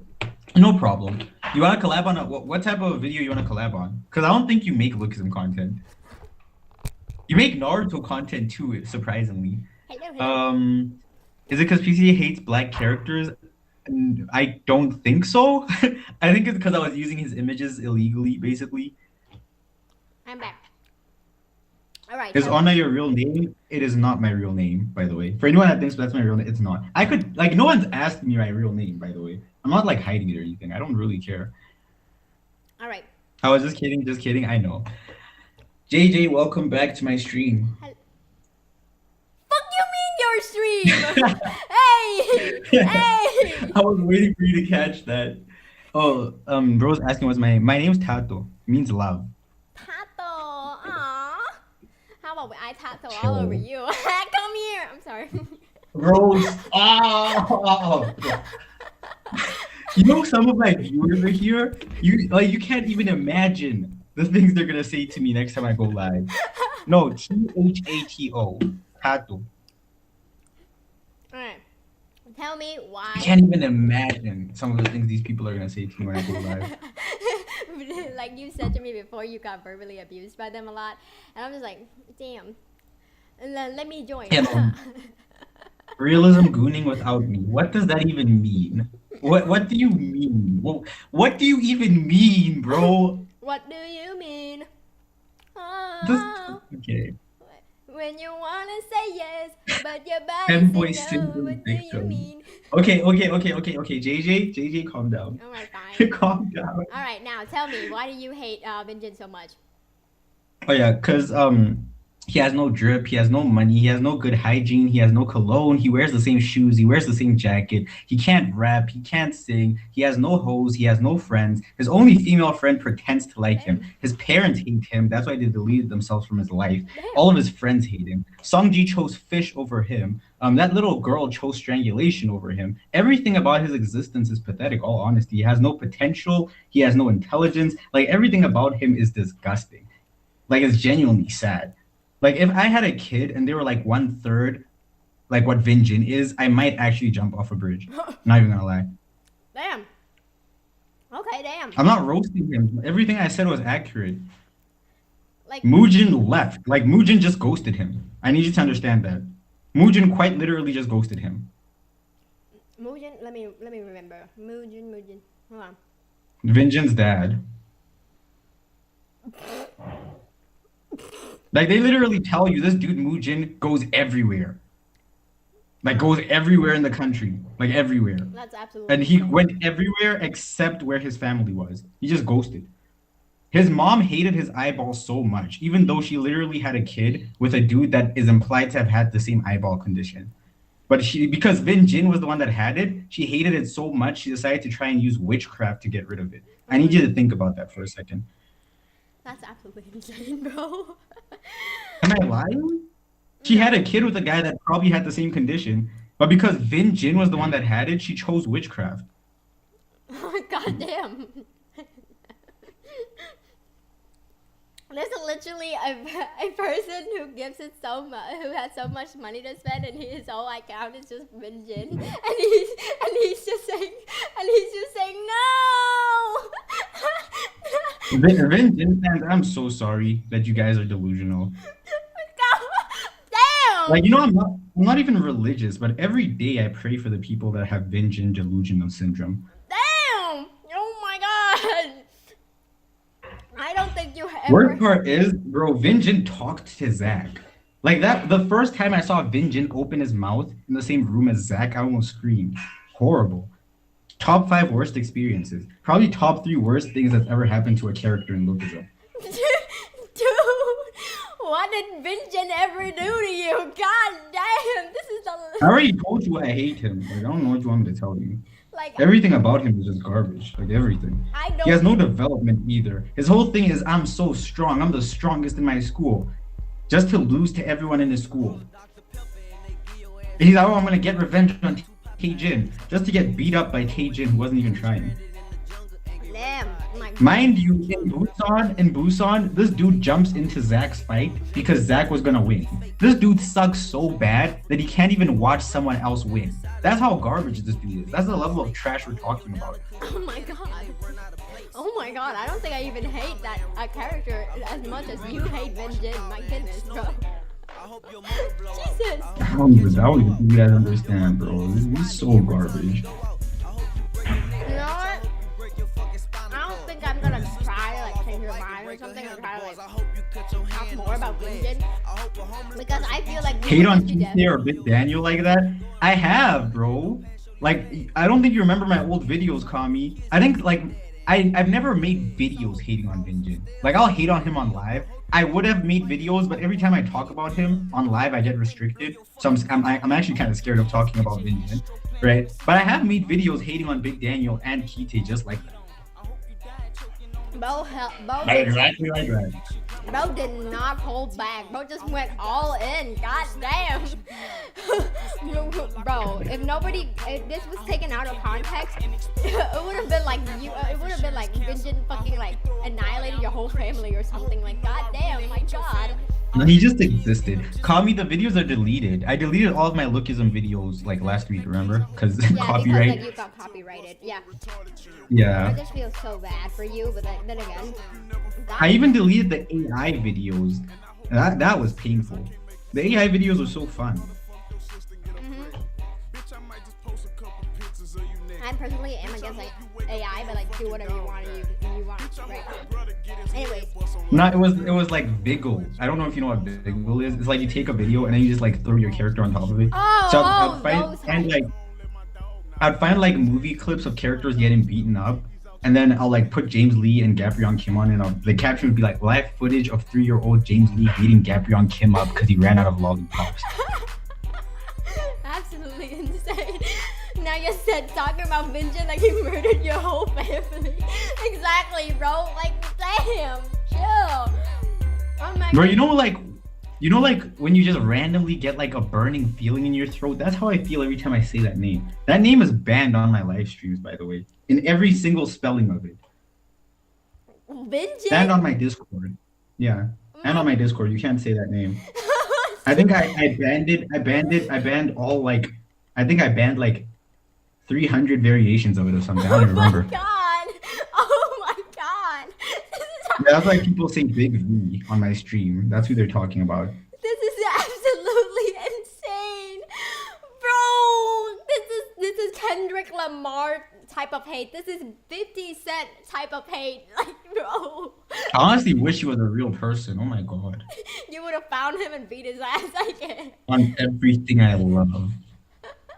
This dude is so garbage, he can't even do his own signature technique properly. That's how trash he is. What makes it worse is there's nobody alive to teach him how to fix it. He's just gonna be garbage till the day he dies. And the thing is, I'm not trying to like add on to the Vin Jin hate, but the thing is, I feel like Vin Jin would be too egotistical to even like want to learn, right? To even want to learn to master it, right? I mean, I'm the type of person who can see. I'm not like, I don't hate Vin Jin, but I can. Oh, yep. The TikTok live got shut. The TikTok live got shut down. Oh, why are I seeing money? Are you flexing? What is that? What do you mean? Oh, it's not you. It's someone else's stream. Yeah. So yeah. So, I did tell you, me talking about Vin Jin would get you annihilated.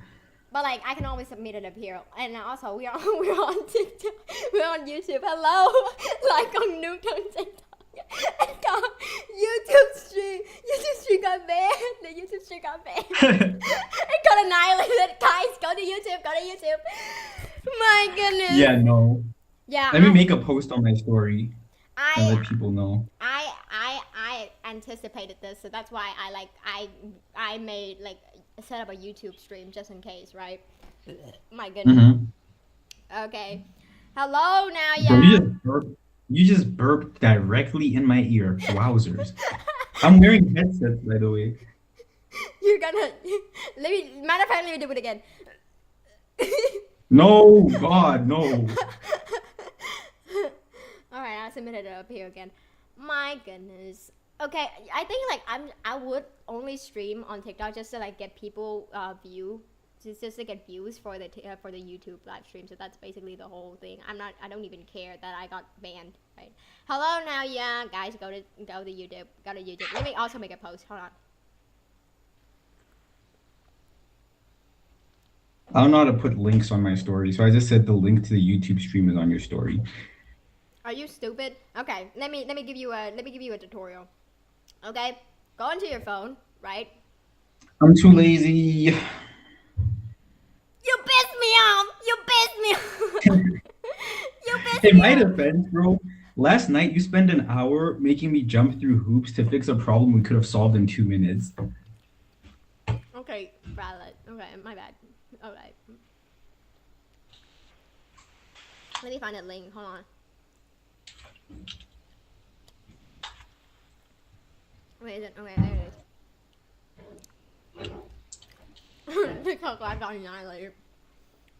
Yeah, it got destroyed. Wiped off the map. That's crazy. Wait, I can't spell annihilated for the life of me. Annihilated. I can't judge. I can't spell it all. Like, I'm so bad at spelling, I misspelled there. Like, not that I used the wrong form of there. I used the correct form and misspelled it. Let that sink in, please. The correct form. I misspelled it. That's insane, bro. That's absolutely insane. When it comes to spelling, I'm actually so cooked, it's insane. But I don't really care. It's whatever. You guys know what I mean. Alright. I don't even care about the music. Bro got restricted again. Yeah, no, she got punished. And it was her fault, too. Hey, yo! Listen! You were hating on Vin Jin, okay? And I wanted to hear about it, okay? I didn't hate a single time, by the way. I don't think I hated a single time. You did! You literally said you All would I beat his ass, did though. was describe the character. What does I didn't even say that. You said that. I just said I wish he was real. Yeah, so why? Why would you wish he would be real? Huh? Why would you wish I'm not gonna say it here. I don't need the FBI calling me. I'm Vin Jin 20. Dude. Oh my god. The Vin Jin 20 guy. I feel so Vin bad. 20, I'm so sorry that you have to be a Vin Jin fan. Bro, Vin Jin 20, bro, literally sat through a whole goddamn, like, you just absolutely hating on, like, Vin Jin, and bro was just like, no. Oh, honestly, I didn't hate on him a single time. Absolutely insane, bro. Alright. Let's continue. Enough about Vin Jin. Okay. Let's talk about... Let me pull up my thing. Alright. How many questions are there, by the way? 1, 2, 3, 4, 5, 6, 7, 8, 9, 10, 11, 12, 13, 14, 15, 16, 17, 18. Stop. We've only done 3. We've only done 3. How do we keep getting sidetracked? My bad. So, let's talk about gapryong Kim. What are your thoughts on gapryong Kim? I hate him. That's really all there is to it. I mean, okay. I'll like, as a character, he kind of just exists to be like the ceiling for power in the story. He's like, oh yeah, this is what the strongest looks like. And then there's like 3 characters that are narratively supposed to surpass him. Maybe 4, maybe heavy on the maybe. But like, yeah, once he gets surpassed, it's like, oh yeah, no, this is the strongest character ever. He's kind of just like just like little Daniel, he is also a hype tool. He kind of just exists to be like, oh, this character is gapryong Kim level. This character managed to make gapryong Kim blink. He's really strong, you know? That's the thing too. I'm just like, bro, why is There's that? not really much to say about him at this point in the story. I mean, we know he's not a good person, but that's really all there is to it. We also know he tried to have like a little redemption arc, but he was terrible at it, and his son hated him so bad he wanted to pack him up. And one of his half-blooded son, actually packed him up. The thing. Yeah, no, yeah. The thing is, I found it so funny how like a lot of people just be like, oh, gapryong Kim is so cool. gapryong Kim is so strong. Oh, gapryong Kim is this and this and that, right?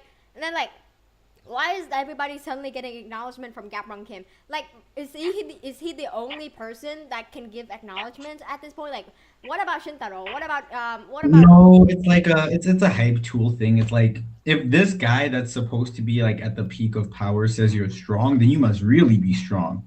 But then they do the same thing with James Lee, and it's like every single time a character is called strong by gapryong Kim or James Lee, they get punished. They get punished. Bro, Majestic Charles Choi was acknowledged by gapryong Kim. He got turned into a reverse pretzel, bro. It's horrifying. You know, Jaeong Na, like James Lee said Jaeong Na could be a threat to him. And then he one-shots him and he walks him down. He beat him up by walking. I don't think people understand how insane that is. This dude got beat up by James Lee walking. That is 2 steps away from getting beat up by someone breathing. Like, I don't know. God help me. That was so insane. if someone is acknowledged by anyone other than Gun, that means they're the king of level max. Big level max. They're king level max, bro. I mean, I think when Gun like acknowledges someone, they're like low key below king level, low key, except for Johan. Like everyone else, Gun's ever glazed has been garbage. This dude glazed Eli during Big Deal, and Eli was cheeks. Eli was a Vossel victim during Big Deal. He had to 2v1 Sinu Han, and he couldn't even beat him. Who else did he acknowledge? He acknowledged Jerry. Oh my God, Jerry! Remember when Jerry was this demon? Oh my Gun God. was like the reason. He's like, oh Daniel Park, you're so strong. You even managed to beat up Jerry. You must be a demon. And it's like, but Jerry was just cheeks. Jerry was just there, like Jerry was just there, like being cute and like he's the big guy, scary looking guy, but cute in the inside stereotype, like so many characters in the story. And by the way, Jerry's been watching his dad's tapes for like 3 years now. Like, Can Jerry finish the tapes? like where is Jerry, bro? Where is Jerry? Why is He's Jerry? still watching the tapes. Like, finish the tapes, bro. How much?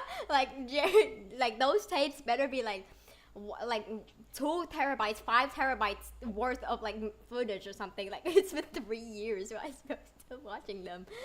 My goodness, right? It's anyways. The only time Gu acknowledged someone was Samuel. I don't remember if he acknowledged Logan. I think he just said Logan has potential or something. I don't know if that counts as acknowledging him. Yeah, I don't like Logan. I really don't like Logan. But, anyways, so, wait, what did he say?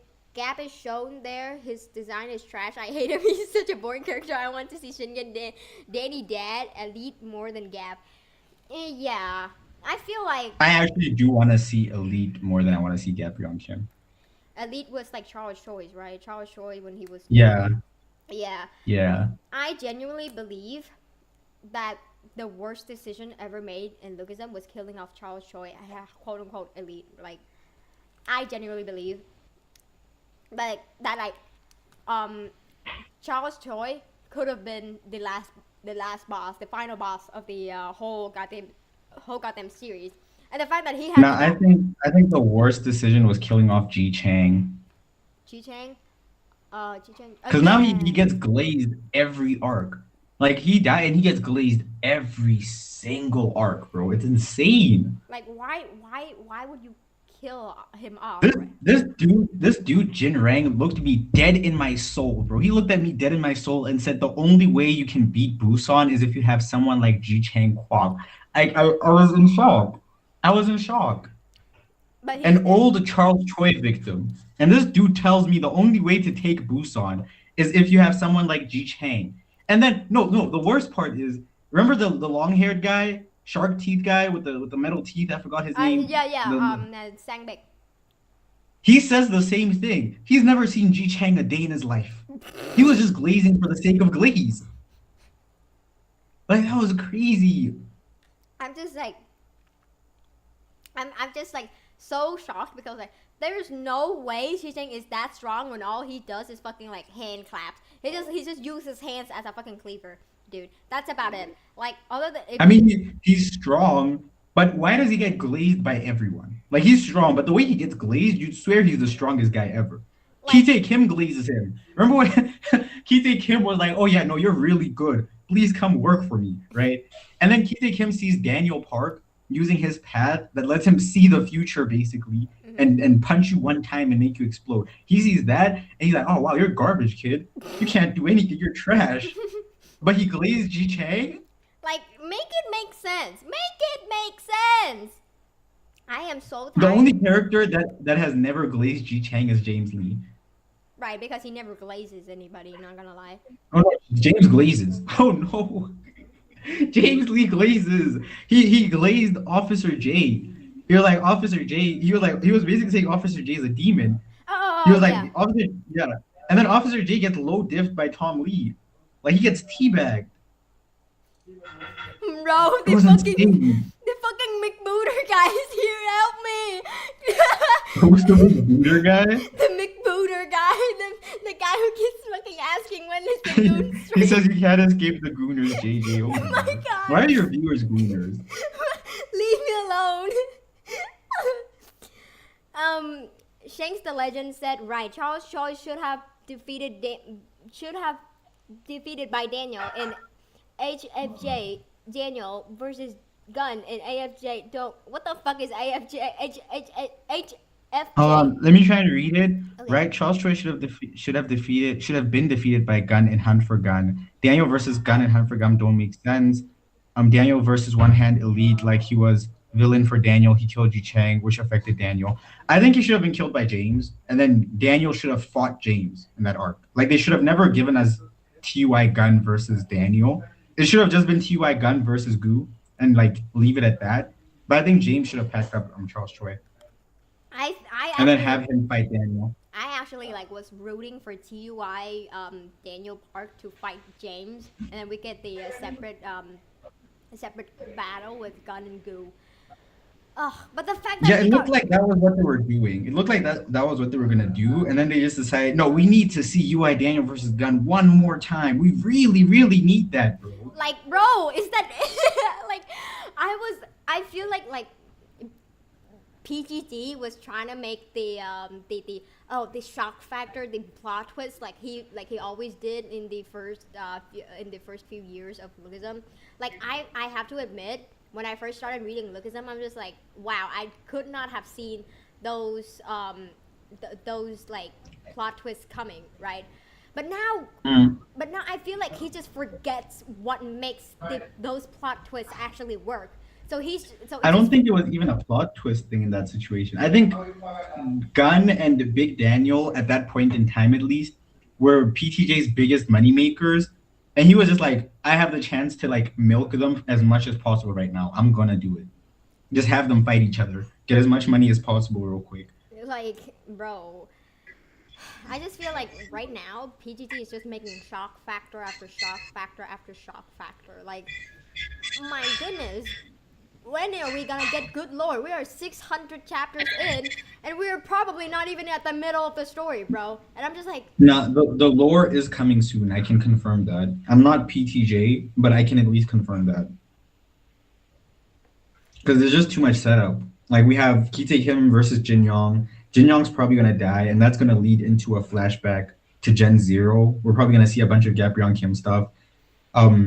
We're gonna get pretty close to seeing Ki-tae Kim's background, which would obviously at a certain point align with a little bit of James Lee's background.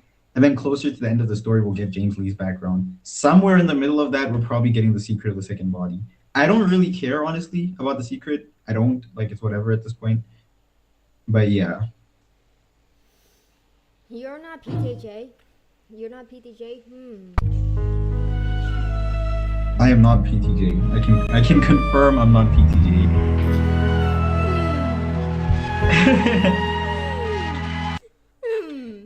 Kind of suspicious. Only PTJ would say that. I don't know. Kind of suspicious. Suspicious. Why would only PTJ say he's not PTJ? That doesn't even make sense. Because, like, you know, he's gonna keep his identity low. What if you're like his second body or something? You know, like. Yes, PTJ's second body has melanin. Yes. Like, we never know, right? We never know. His second body has black hair and brown eyes. Yeah. And he's also a twink. I mean, like, you know what? You're skinny, and he's also skinny. So, well, you know what? I see the resemblance, though. I see the resemblance. Like. Yeah, but only one of us is rich. I don't see the resemblance at all. You know what? That's fair. That's fair. Anyways, so yeah, and then the whole thing with gapryong, I feel like it all comes down to just bad writing at this point, because, like, what the fuck is going on? We don't. I feel like I want to be hopeful. I want to be hopeful that, like, oh, we're gonna get lore in the next few chapters. I want to be hopeful so bad, but I just cannot be hopeful, because, like, for the first time ever, I see Daniel Park not being a bum in his own goddamn manhwa, and finally beat up. He finally, like, did some shit right with Kite, I think. And I'm just like, maybe there's gonna be some, like, comeback for Daniel Park. No, Jin Young comes in. I mean, Daniel's losing. I hope we know this, right? Like, Daniel's not winning the fight. Like, bro, and then Jin Young comes in, and then, like, Jin Young just absolutely annihilates everybody. Oh my god, I'm just like, oh my god, bro, you are trained by Gun Park. You are literally trained by the genius of training, okay? You are trained by Gun Park, the genius of combat and training. Why are you still a bum? Why are you like this? And I mean, he's not a bum. He definitely beats up everybody whose name is not Kite Kim, gapryong Kim, Gun, James Lee, and Shingen. Everyone whose name is not that, he beats up. You can make an argument that Gu beats him, maybe, but, like, it's a very shaky argument because you can't really prove how fast he is. So, like, every other character in the story who does not have that name kind of just loses. I wouldn't say that. I actually don't think I would say that because, like, then again, right? I mean, like, I have a question. Do you think Vin Jin would survive, like, Daniel? No. But what about Zach? Zach? I don't know. Maybe. No. No. No, he wouldn't. What? How? I mean, like, he... Okay, simple explanation because you don't like power scaling. Kite Kim, right? When he's not using a mastery or that black smoke thing, right? Does not hit as hard as Daniel when he's using his path. Kite Kim took Zach out with one punch. Oh, Jesus. Okay, never mind. Simplified explanation. Never mind. Okay. But, like, still, I just like really hate how, like, Daniel Park never fucking, like, actually starts a fight and finishes a fight.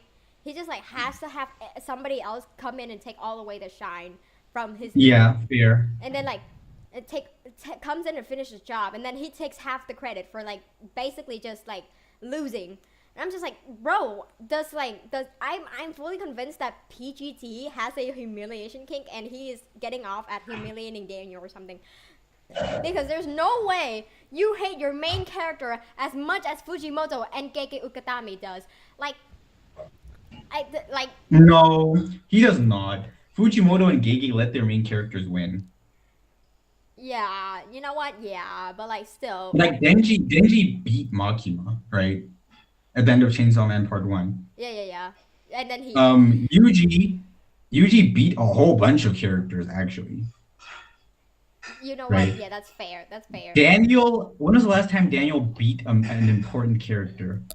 And actually, I'm trying to won. think. And actually. Since his training with Gun, he did not beat Ji Chang. Logan was not an important character, so I'm not gonna count him.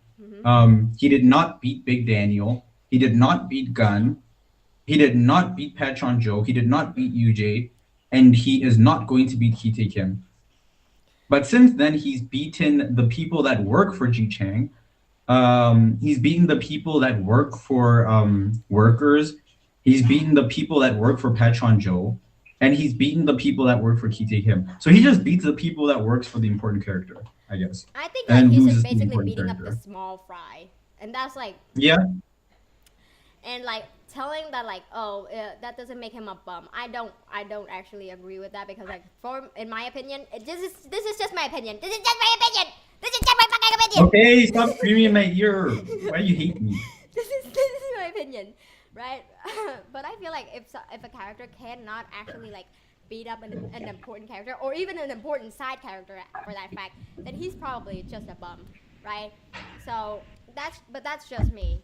Right, so that's why I call Daniel Park a bum because like there's no fucking way that like you're the fucking main character in the story, and also you have the perk of having a second body who is again the perfect body, almost the perfect body to ever exist, probably. Yeah, and it's not confirmed, but like it's basically implied that you have the most perfect body to ever have existed. And you're not abusing that shit. I am so baffled at how. I mean, little Daniel is just stronger than his perfect body right now. So kind of makes sense that he's not. If Daniel Park did unlock his path at his small body, his original body. But like again, you can still abuse that shit, right? Just because like. But he can't abuse his path. That's the whole point, though. He just gets too tired. No. That's not what I mean. I mean like. Oh, the second body? Yeah, I mean like if you have this second body and that body is supposed to be like have so much more experience than your first body, and that body is like basically implied to be the most perfect body to ever exist, then why are you always laying down when you get defeated? Why do you not like absolutely abuse? I could tell you why, but you're probably not gonna like the answer.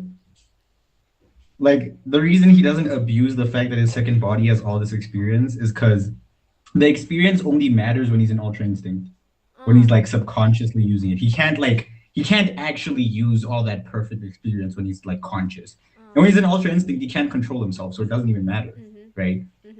And the reason why he's always losing is because like he's just getting beat up by people stronger than him. I don't think it's that crazy. I just feel like Daniel Park is kind of like Jogo from Big Daniel is Jogo, actually. Yes. Big Daniel is Jogo. Weirdly enough. The most funniest type of characters is kind of like the characters who can beat 98% of all of the characters in the verse, and he always finds himself fighting the 2%, and I'm just. Yup. That is low-key. Right now, that's Little Daniel. In fact, Little Daniel's fighting the 1%, bro. Like, he could beat everyone except 1%, and he's fighting the 1%. That is insane. Like, how much bad luck do you have to be put in situations like that? That's just. Worst part is he's not even the one that called Kite Kim out. It was Johan, but Daniel has to deal with it. Like, my goodness, okay. I just sometimes feel bad for Daniel, but I'm just like so tired of seeing Daniel getting humiliated. Like, bro, come on, man. When are you gonna step up? Like, I think the problem is PTJ keeps writing Daniel into situations that he's not allowed to win, right? Like, except for the Ji Chang fight, that fight was straight nonsense. Daniel should have just won that fight. But whatever, we'll let that slide. Big Daniel fight, he's not allowed to win that fight because Big Daniel, in terms of like fighting and the abilities they have, is literally just, he has everything Little Daniel has, can do it exactly the same way, but he's just like bigger, like stronger physically, and he has more experience. So Daniel was not allowed to win that fight, right?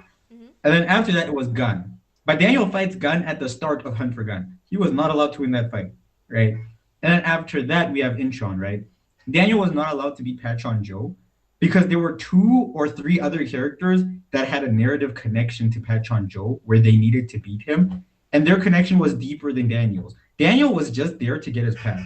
Like, the only reason he's fighting Pachon Joe is because he wants people to join his side or whatever for the war, and because he thinks it's going to help him get a path, which it did.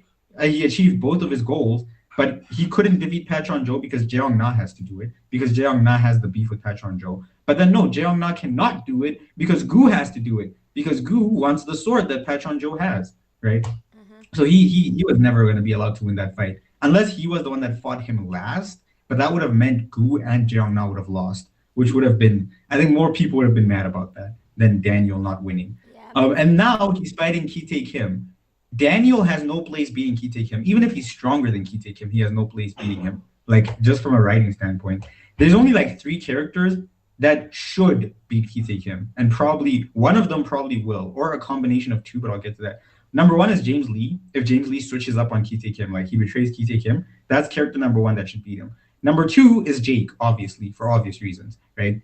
Number 3 is Samuel, because if Samuel beats up Ki-tae Kim, that would be better set up for him being a villain and the king of the world, because that's what he wants to be. And also, Samuel is Jake's final villain. It's not Ki-tae Kim, right? So that would be better set up for Samuel as the final villain for Jake. But Daniel should be nowhere near Ki-tae Kim. I actually got pissed off when I saw Ki-tae Kim show up in the same place as Daniel, because I was like, why are we doing this? We don't have to do this. Right, Johan has a path. If you want to hype up Ki-tae Kim, have him beat up Johan and keep it pushing. Why does it have to be Daniel? Like, he has no connection to Ki-tae Kim at all from a narrative standpoint where he should win this fight.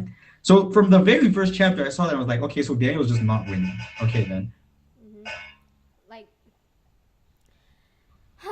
that's why I tell you that, like, I genuinely feel like, bro, PGT just has, like, this whole humiliation cake for absolutely humiliating Daniel and Daniel fans.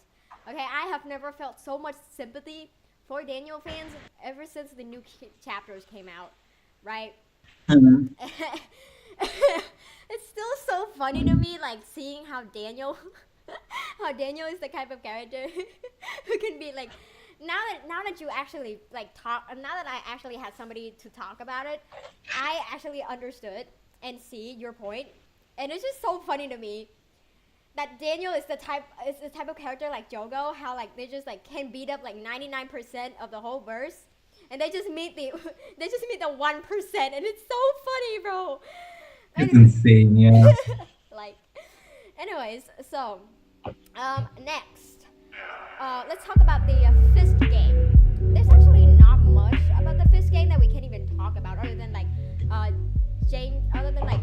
Elite, and then Gapryong himself. But we already talked about Gapryong, and then like what is his name? Jin Young? No, not Jin Young. Majestic Charles Oh, Choi. Majestic Charles Choi, yeah, Majestic Charles. And then like the dude that like trained lineman. I forgot his name again. But Lightning Choi? yeah, Lightning Rest Choi. in peace to the boy.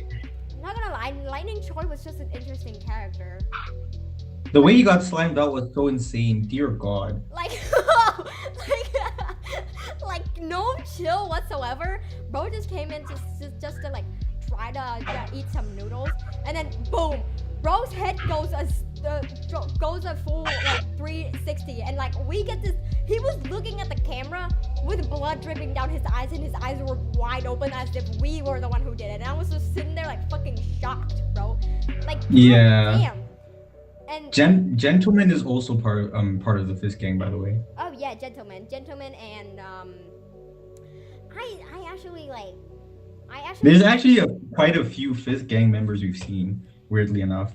yeah, but still, I feel I actually really find gentleman kind of interesting. Not gonna lie, the whole thing about like him being smug and then like him backstabbing like Fist Gang. At first, I thought like, I'll guess JJ doesn't read the chat anymore. I do read the chat, okay? I just don't have anything to say. So, anyways, I actually wanted to know more about Gentleman because he seems like such an interesting character, right? I wouldn't mind if Gentleman was like the type of character who wasn't loyal and who was selfish and like who was just like the villain, right? He's fully like the villain. He's just like born that way. He doesn't need justification, just like Park does. Like I actually want to see Gentleman being written like that, or maybe Gentleman might be pull a UJ and be like, oh, I'm actually loyal to the Fish Gang and whatever, you know, and then like he backstabs. Yeah, I think he's definitely being set up to just be an evil dude. Like if you remember the Lightning Choi conversation before he gets slammed out, he like asks Gentleman if he's still like extorting women for their money and stuff. Like he like pretends to like he goes into a relationship with women to extort them for their money. Like he's just like next level opportunistic. Yeah, kind of like Eugene, but then like he's just a more better version, I guess, with more experience. The thing I find Eugene is such a wasted character. Maybe it's just me, but I feel like Eugene is such a wasted character because I think it is just you. Yeah, I think it is just you. Because like I think most Lookism fans are just tired of Eugene. Like we've just seen so much of him. Get rid of him. But then again, like Eugene is the genius of business and opportunity, right? So of course he's gonna take every single opportunity. But the thing is, like PGD and his bad writing again, he doesn't make Eugene operate like how Light Yagami does. How not that I'm glazing Light Yagami or something, but I feel like Eugene could have been like the type of character like Yagami was, where he's like very smart and he takes opportunities and stuff, and he like actually like. I think the difference is Eugene is not the genius of planning. He's only the genius of opportunity, right? So it's like he makes plans, like he's smart, sure, but that's not what he's good at. Like he's good at he's in a situation, he sees a chance, he takes it. That's all he's good at. That's what makes him a genius. But he's not like Light Yagami where he can plan and predict things 10 steps ahead. He tries, but it quite literally always fails. And the only reason he succeeds is because within that situation, there's like a little chance that he can take, and he usually does it. Whether it be making a deal with a character or finding someone's weakness or doing something. But it's never because of his planning. His plans usually just fail, like all the time. S-Hat really said what's interesting about marrying old rich women for money. That's not what I meant. I meant that like because like I really like I am like so starved of actual good content. I just like want to grasp at straws, right? Just to like try to find something interesting in a character that's get introduced. Just for like the character to get like a one shot in the next like 5 chapters and never appear in the story ever again. That pisses me off. Because like back then, right, we would still have enough chapters. We would still have more chapters that go deeper into the character and let us be like attached to that character, right? But now it's just like introduce this new character. Character is so strong. Character fucking gets annihilated. And he doesn't appear ever again. And like it's really hard reading the story because it feels like you're just skimming through everything, right? You're just skimming through like a lake or something. Like it's kind of like you're being thrown into a pool, and then like some dude just straps a fucking like rope around your waist and to his fucking like motorboard, and he just starts zooming right across the pool or ocean or whatever, and you're just like sitting there. You're just being forced to like being absolutely drowning in so much information and so much like world building and all of this shit, and you don't. Hold on for a second. Mm-hmm. I'm getting ice cream. This is an incredibly long yap, by the way. Wowzers. Breathe, twin.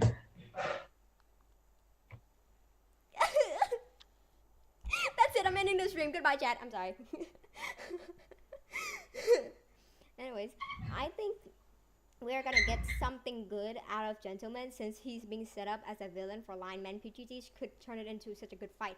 Yes, I actually agree because like again, I feel like Gentleman could be if Gentleman. I'm praying to whatever god out there that PGT knows what the fuck he's doing and actually builds on Gentleman, right? And we can see like he's the type of character who's like very selfish or egotistical or whatever, and like opportunist and stuff, right? I really hope that we get that. But then again, it's PGT, so I don't have much high hopes for him. Eugene is not smart. He only knows blackmailing. Yeah. You know what? Yeah. Then again, you're right. But like, maybe I'm just grasping at straws. I just feel like at first, when Eugene was first introduced, I actually had so much high hopes. I wanted like Eugene to be the type of like, kind of like Yagami, where he's very cunning and he's very optimistic and he's like very smart and he can plan 10 steps ahead. But of course, he's in that type of character, and it's very disappointing and sad.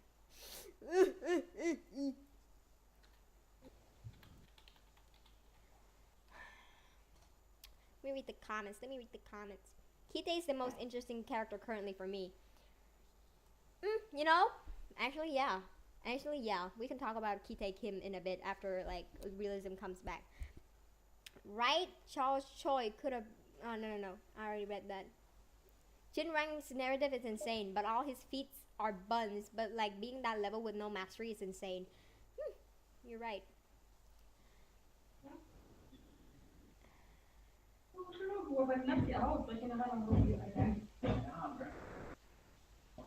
Gun is a better option of the good side of Shingen and bad side of Gap. Interesting. Why the fuck did the greatest overdoer says I love armpits? Get the fuck out, bro. Now yeah, delete that comment.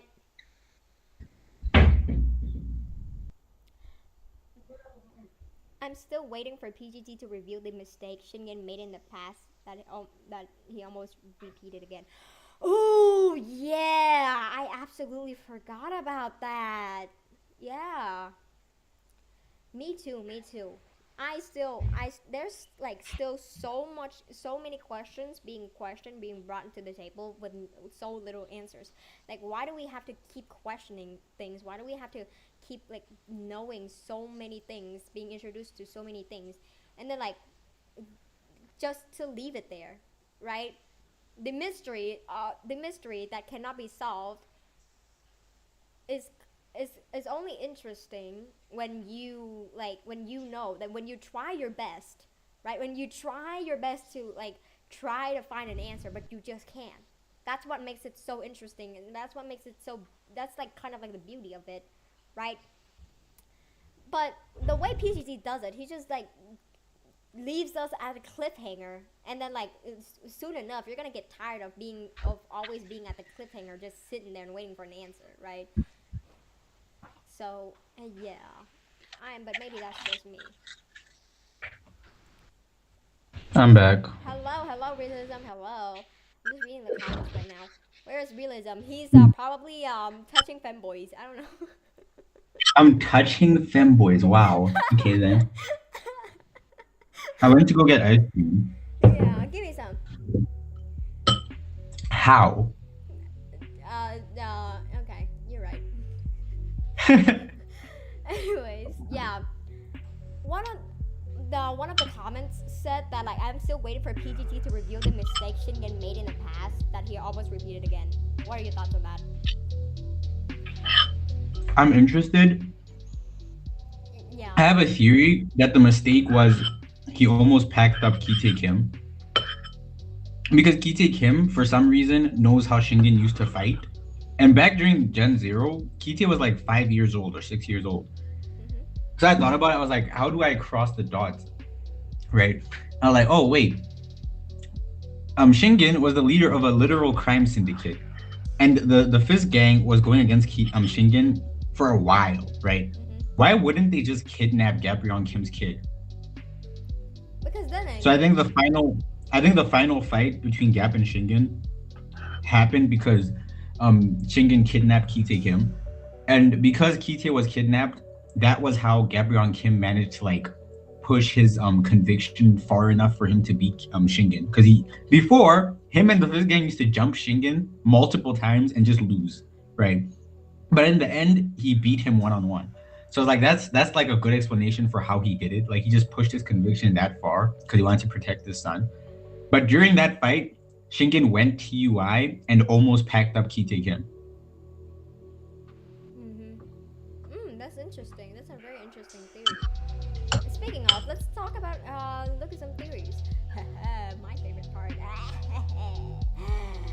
First, Bro, chill. what do you You mean? make these strangest sounds, bro. Like what? What do you mean make the strangest sounds? Guys, I would never make strange sounds, right guys? Right? Okay then. Right guys? Nobody defended me. This is why Nobody's defending you. There's 7 people here and they all know you're lying. nobody wanted to defend me. I'm sad. Anyways, so let's go into the theories, the Lookism theories. Okay. First theory is that Somi is the sister of Jin Young. I have that theory. That is one of my theories. One of my oldest videos. I agree. I think it's a good theory. Can you explain why, just for the sake of it? So, when Daniel meets reporter Kim for the first time, she tells him that Jin Young is his uncle. And he's like, that makes no sense. My mom has no family. Reporter Kim then says, your mom is lying to you. She's actually the oldest of 3 siblings. Jin Young Park is your uncle, right? And then we see a little flashback where Daniel's mom is like, yeah, no, we don't have any families, right? The only reason she would lie about her family being like dead, because that's basically what she's saying, is if the way they split up was not in an actual good way. My theory is basically the Yamazaki wanted to give birth to a kid with ultra instinct. That was the point, right? And also we find out Shintaro personally selected which families these women would come from that Shingen would try and make a kid with or whatever. He personally selected that. I think it was 8 families. I don't remember the exact number. 7 of them were high-ranking families. The only one that wasn't was Somi Park's family, and they happened to be half Korean. And even though they were low-ranking, he still chose their family. And the only reason he would do that, because Shintaro is literally constantly about planning, is because there would be a chance for that family to produce a child with ultra instinct. On top of that, Shintaro goes straight to Somi Park and he's like, yeah, no, I will marry you after this, after we get rid of Shingen, because he wants a child with ultra instinct too, right?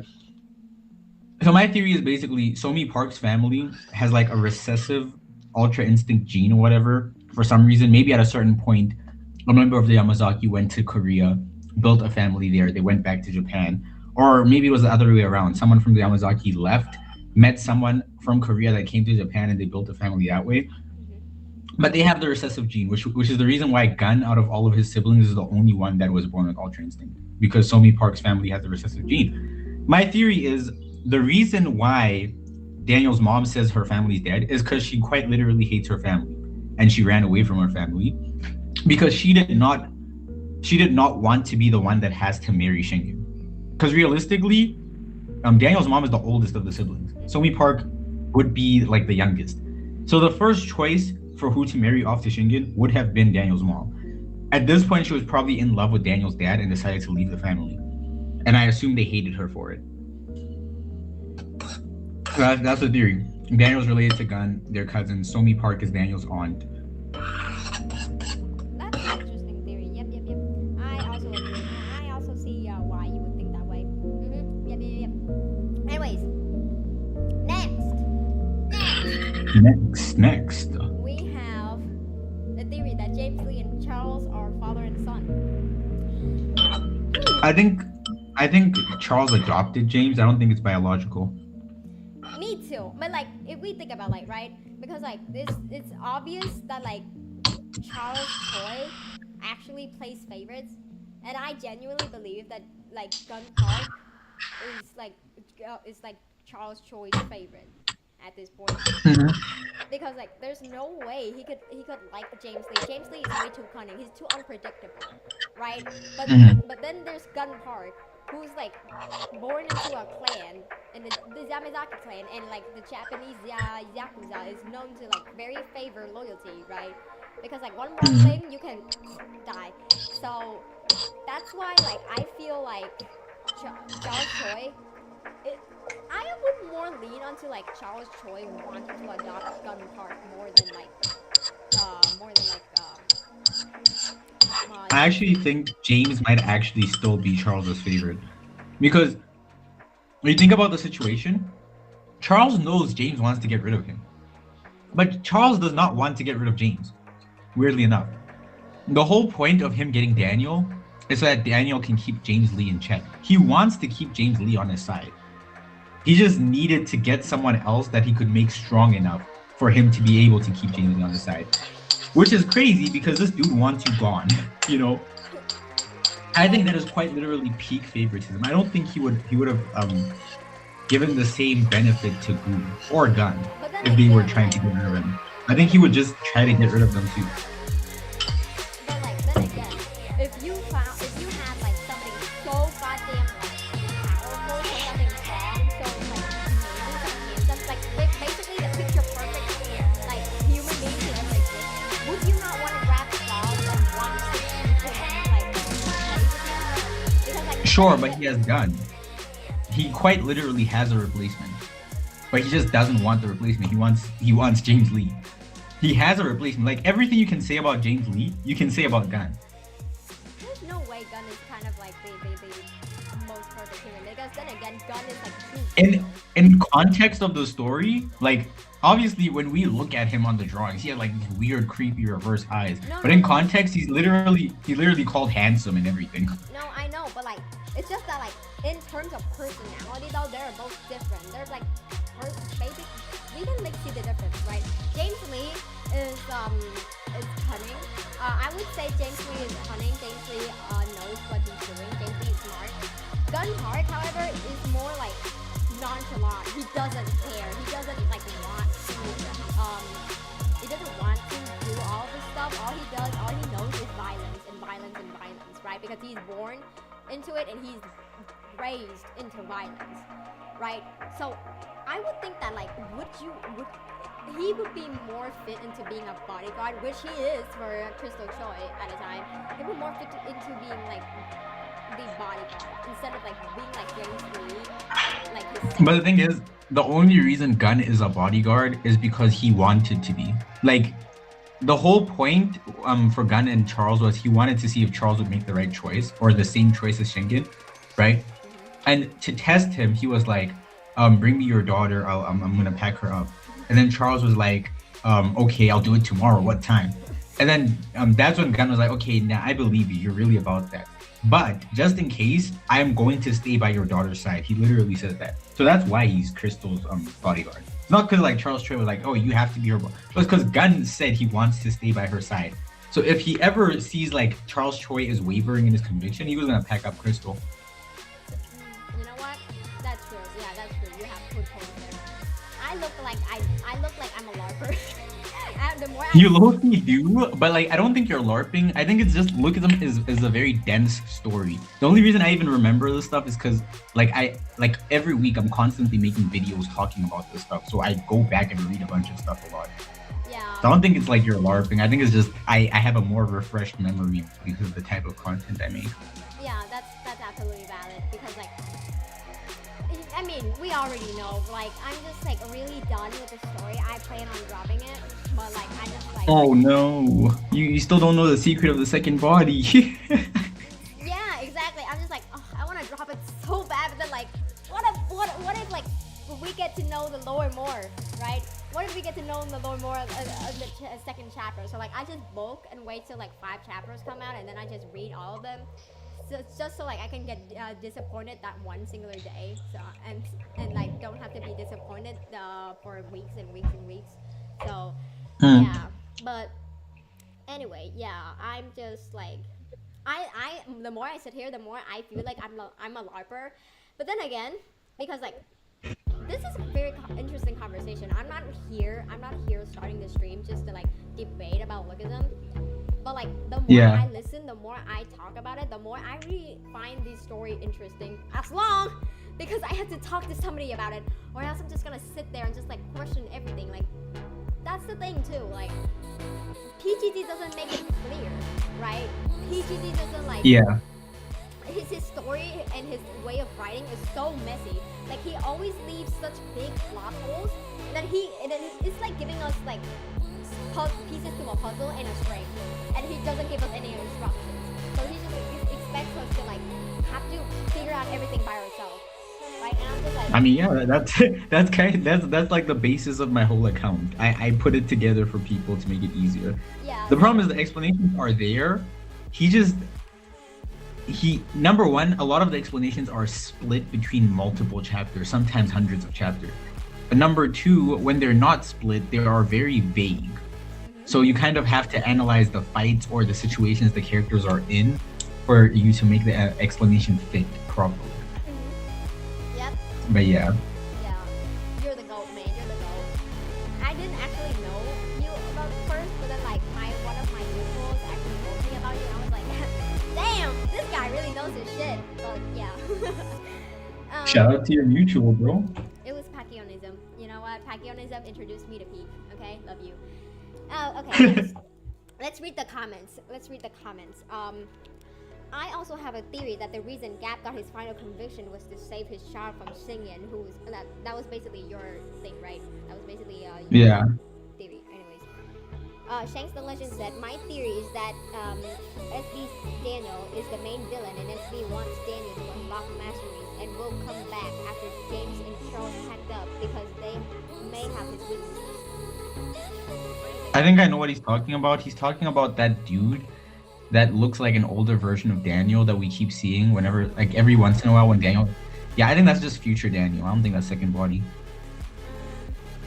Yeah, I think that's no, because like future Daniel or future like I actually thought that was like Daniel, big Daniel in the past, right before he. Nah, like the dude literally knows the future. Right. Like he talks about stuff that he wouldn't know unless he knew the future. And on top of that, if it was second body Daniel, there's no reason the second body's consciousness would show up, because it only shows up in little Daniel's mind. It never shows up when little Daniel is in the big body. Like both times we've seen it, it's in the little body. That doesn't make sense, because the second body would be where the consciousness would travel through, not through little Daniel.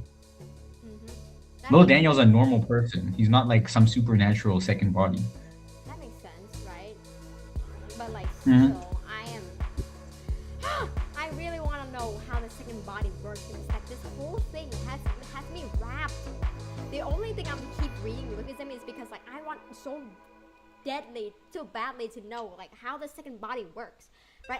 I think we'll get the answer to that once we find out which of the two bodies is actually Crystal's original.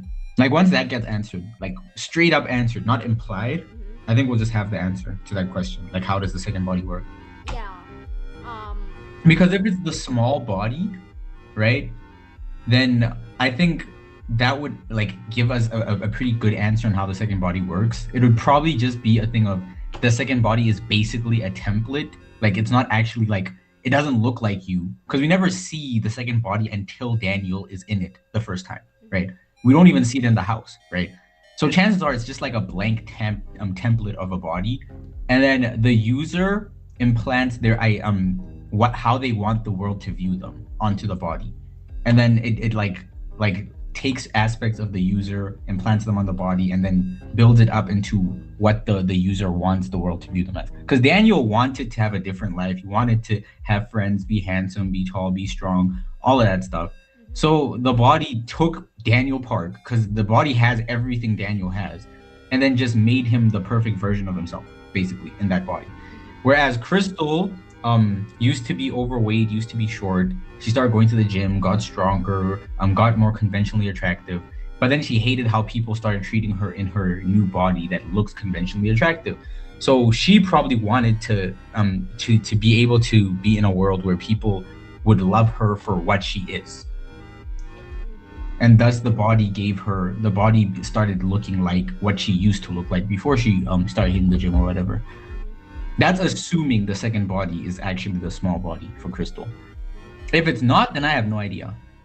Yeah, that I also had like read theories about this. I actually had a theory with my girlfriends about Lookism. We had like we had a very deep talk about this, and I also want to talk to you about this as well. This is one of my personal theories. I think that it's either like that, before everything, before making H&N, gapryong kind of probably like gave. Charles, you mean? No, gapryong. You know, because like Gap didn't make H&M. no, elite was Charles Choi, right? And then Yeah. the point is, let me finish, okay? I'm sorry, okay. Okay, so I think that like gapryong probably like made a joke or something, kind of like if only I had a second body or something like that, right? And then like Elite was like, that's a very interesting idea. And then before he started making H&N, right? He kept this idea at the back of his mind, and then he started like recruiting all of the geniuses, right? Like if you think about it, right? If there's such geniuses, the invention of the second body probably could be like made into reality, and we can see that it is made into reality, right? In the story. So I think that it's either like they made like DNA of these like people that are so perfect and stuff like that, and then like they somehow managed to like have to get some sort of DNA or something from the original body, and then like they do witchcraft or whatever the fuck, or like somehow connect the consciousness, somehow connected the consciousness of the two bodies. Because again, if you apply real life situations, as I have also seen your video talking about like how you like connecting, how you connect real life situation, real life to the story. If we can connect that, we can obviously see that right now humans are still like learning and like observing and trying to like get more information around the concept of consciousness, why we are like this, why we are thinking like this, why we dream, and why everything happens, we see everything how we see it, right? Basically consciousness as a whole. So maybe in this story, right, with all of the geniuses working together, they probably funded a whole goddamn like secret base or something, and then like they managed to know too much about consciousness, and now like Naver Park and Kristen Joy as subject, right? What the fuck? What's wrong? Something is booming. Something just like. Oh, it's a plane. Oh, okay. My bad, because like something just boomed so much, and it's kind of like make the audio just like go static a bit. My bad. So, anyways, that's what I'm trying to say. It's kind of like maybe Daniel Park and Crystal Choi is just this test subject for something bigger, right? For something for something bigger that relates to the government. So that probably would explain why James Lee wants to join politics. But that's just a theory. That's just my theory, right? And that's I think the only genius that you can actually try and connect to the second body, like with the creation of the second body, is the 10th genius, because we don't know who that is, right? We don't know who the 10th genius is. So you could do that. The problem with connecting the other geniuses, there's only 2 of them that know about the second body. It's James and Jin Young. Those are the only other geniuses in the 10 geniuses that know about the second body. And weirdly, it seems like they don't really know well, James probably knows what it is, because he told Daniel, like, yeah, no, that's secret, you're not ready for it yet, or whatever. So it's implied he knows what it is. Jin Young knows about the second body's existence, and he knows it's connected to Charles Choi. We don't really know if he knows the secret, like how it was made or whatever. But you could assume he probably would, because he's the medical genius. I think you would need medical expertise in terms of like making the second body. So I think the second bodies were like a collaboration between Jin Young and the 10th genius under Charles Choi's orders. right. Yeah. So that's just like my theory, though. I think like James Lee also know that like Daniel Park has 2 bodies. That's why I also think that like I come up with the idea of the theory that explains why James Lee would want to go into government, because like again, we probably don't even know what his goal is, other than the fact that he's probably. We actually do, weirdly enough. Yeah, I remember how like James Lee said that he wants to make the world a better place or something. I think he wants to cleanse the world or whatever, save the world, become a savior of the world, something. And I'm just like, there's no way, dude. Are you serious? But then again, right? Then again, I feel like there's just no way. There's just no way that is James Lee's goal. That is just simply James Lee's goal. Because like I actually think it is, but I think James Lee is like so mentally disturbed that he's doing it the wrong way and he thinks he's in the right.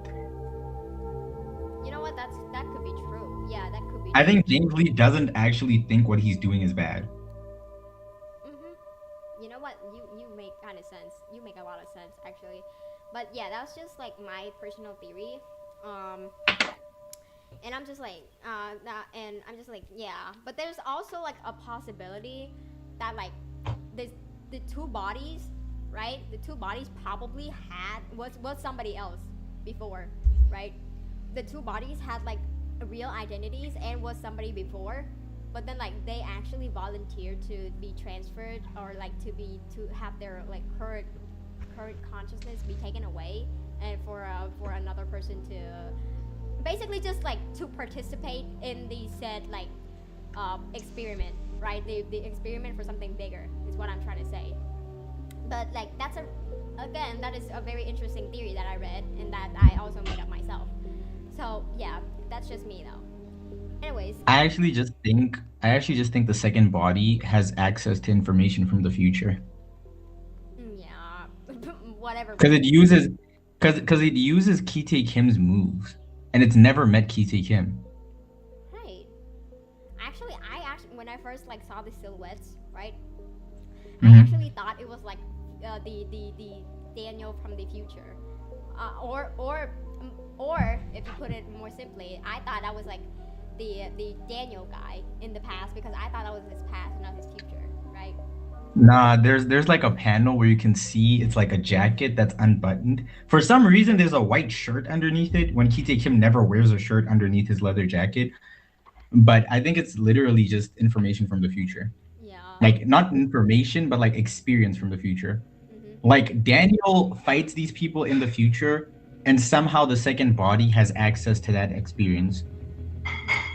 Yeah, that would explain it. That would make sense. Anyways, third, the very third theory. My second theory is that like I actually probably it's just me, but I am grasping at straws, wanting to think that like Crystal Choi is actually the final boss of the whole Lookism. You know what's crazy? For like a week, not even a week, I think it was a day. I always said a week, that's a lie. Like a day, I was actually pushing that. And the reason was there was a bad translation. When James Lee is talking to Eugene on the phone at the beginning of this arc, right? And you just like you have that panel of all the people at workers getting packed up while Eugene is on the phone. The next chapter, he says something like she wants all the people that know about that event to disappear, right? So I was like, who is she? And it turns out the translation was bad. He didn't actually say she, he said that person or something along those lines. And I was so disappointed. I was like, for like a week, bro, oh, that's a lie again. Why do I keep lying? Wow. For like a day, I was like, yeah, no, Crystal could be the final villain. Still though, like I wanted so bad for an explanation why Crystal Choi disappeared, other than the fact that like probably James Lee didn't like her. I wanted so bad to be like, oh, probably she's like doing stuff in the background, right? Doing stuff in the I think she is actually. Yeah. I think she is. And then I hope she is. Let me say that. I really hope so too, because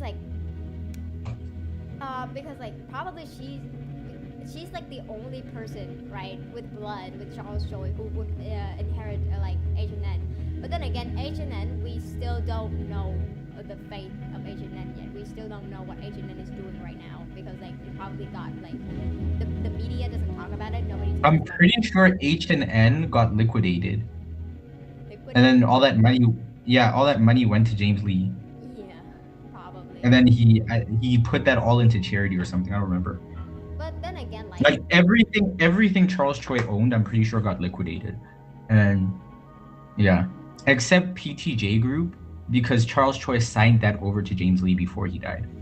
right, yeah, right.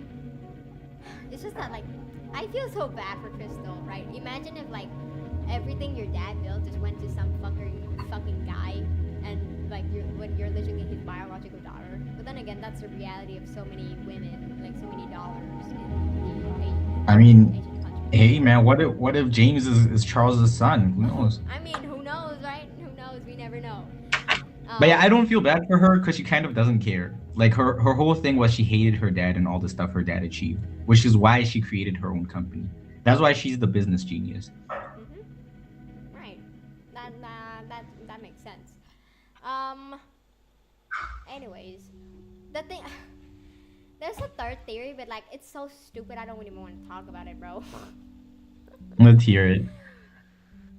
That James Lee is Charles Choi's second body. Oh my Oh god. no, it's so- horrible. It's so stupid. It's so bad. The reason it's bad is because why, right? Why do you want a character that could be established, could be their own thing, to be relegated to, oh, this was just Charles Choi pretending. This is Charles Choi cosplaying, guys. This whole time, this character we've been developing was just Charles Choi cosplaying. Isn't that just awesome? Isn't that a great subversion of expectations? Isn't that awesome, guys? Like wow. Just clap it up. Like no, that's the most stupidest shit. And then all the evidence is James Lee and Charles Choi. Whenever they're in the same room, Charles Choi's eyes are always closed. And it's like, I don't even think that's true. I'm pretty sure someone found a panel of Charles Choi with his eyes open in the same room as James. And it's like what are we doing? Like it's such a stupid theory. The only reason I wanted to include it into this live stream is because like it's so stupid. I just want to laugh at it, bro. But yeah, anyways, that is about it for the theory section. We already talked about PGD's development of the story and Lookism power scaling and the fan base. So I think that's it for me right now. And there's also a comment that says like, what do you think about Freedom Fighter Hulk that would take down the ultimate spy Punisher? What the fuck? Wait, my bad. My bad. That's the McDoober guy. My bad. McBooty guy.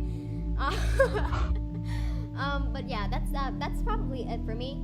We have been streaming for almost 3 hours. Wow. But yeah, we are just non-stop yapping about Lookism. I think that this live stream could have been gone longer if we didn't like already talk about all the like very interesting stuff in the last two live streams. So, but yeah, it was really nice having this conversation. Is there anything else that you guys want to hear? No? Alright. There's like 4 people here. They're not gonna comment. They don't care. But like, yeah, it was really fun. You know what? It was really fun. It was like really interesting. Yeah, this was fun. Yeah, it was really interesting listening to your theories and listening to everybody else, right? And just see people tweaking in the fucking comment section asking about gooning. But I'm probably gonna have to crop the Vin Jin section because I think I might get in trouble. Like YouTube might flag me or something. I'm actually worried. don't Like whenever I post a video. But like just like let me like post everything, like keep the VOD, okay, the raw VOD on my channel, and if nothing happens you can just like just keep it, but like still you can always edit it out, right? But Yeah. anyways, I think I'm gonna end the stream right here, and we have been chatting for like 2 hours or something. But like yeah, it was really fun having you here, and it was really fun having you guys here. So thank you guys so much for being here, and thank you so much Realism for being here. Clap it up. Thanks for having me, bro. Thank you for not tweaking out. What do you mean? Thank you for not tweaking out. I have experienced 2 JJ live streams. Only 1 out of the 2 did not include you tweaking out. You have like a 50% ratio of tweaking. Anyways, yeah, thank you so much for being here, and like thank you guys so much for watching. Goodbye. I'll see you tomorrow. Bye.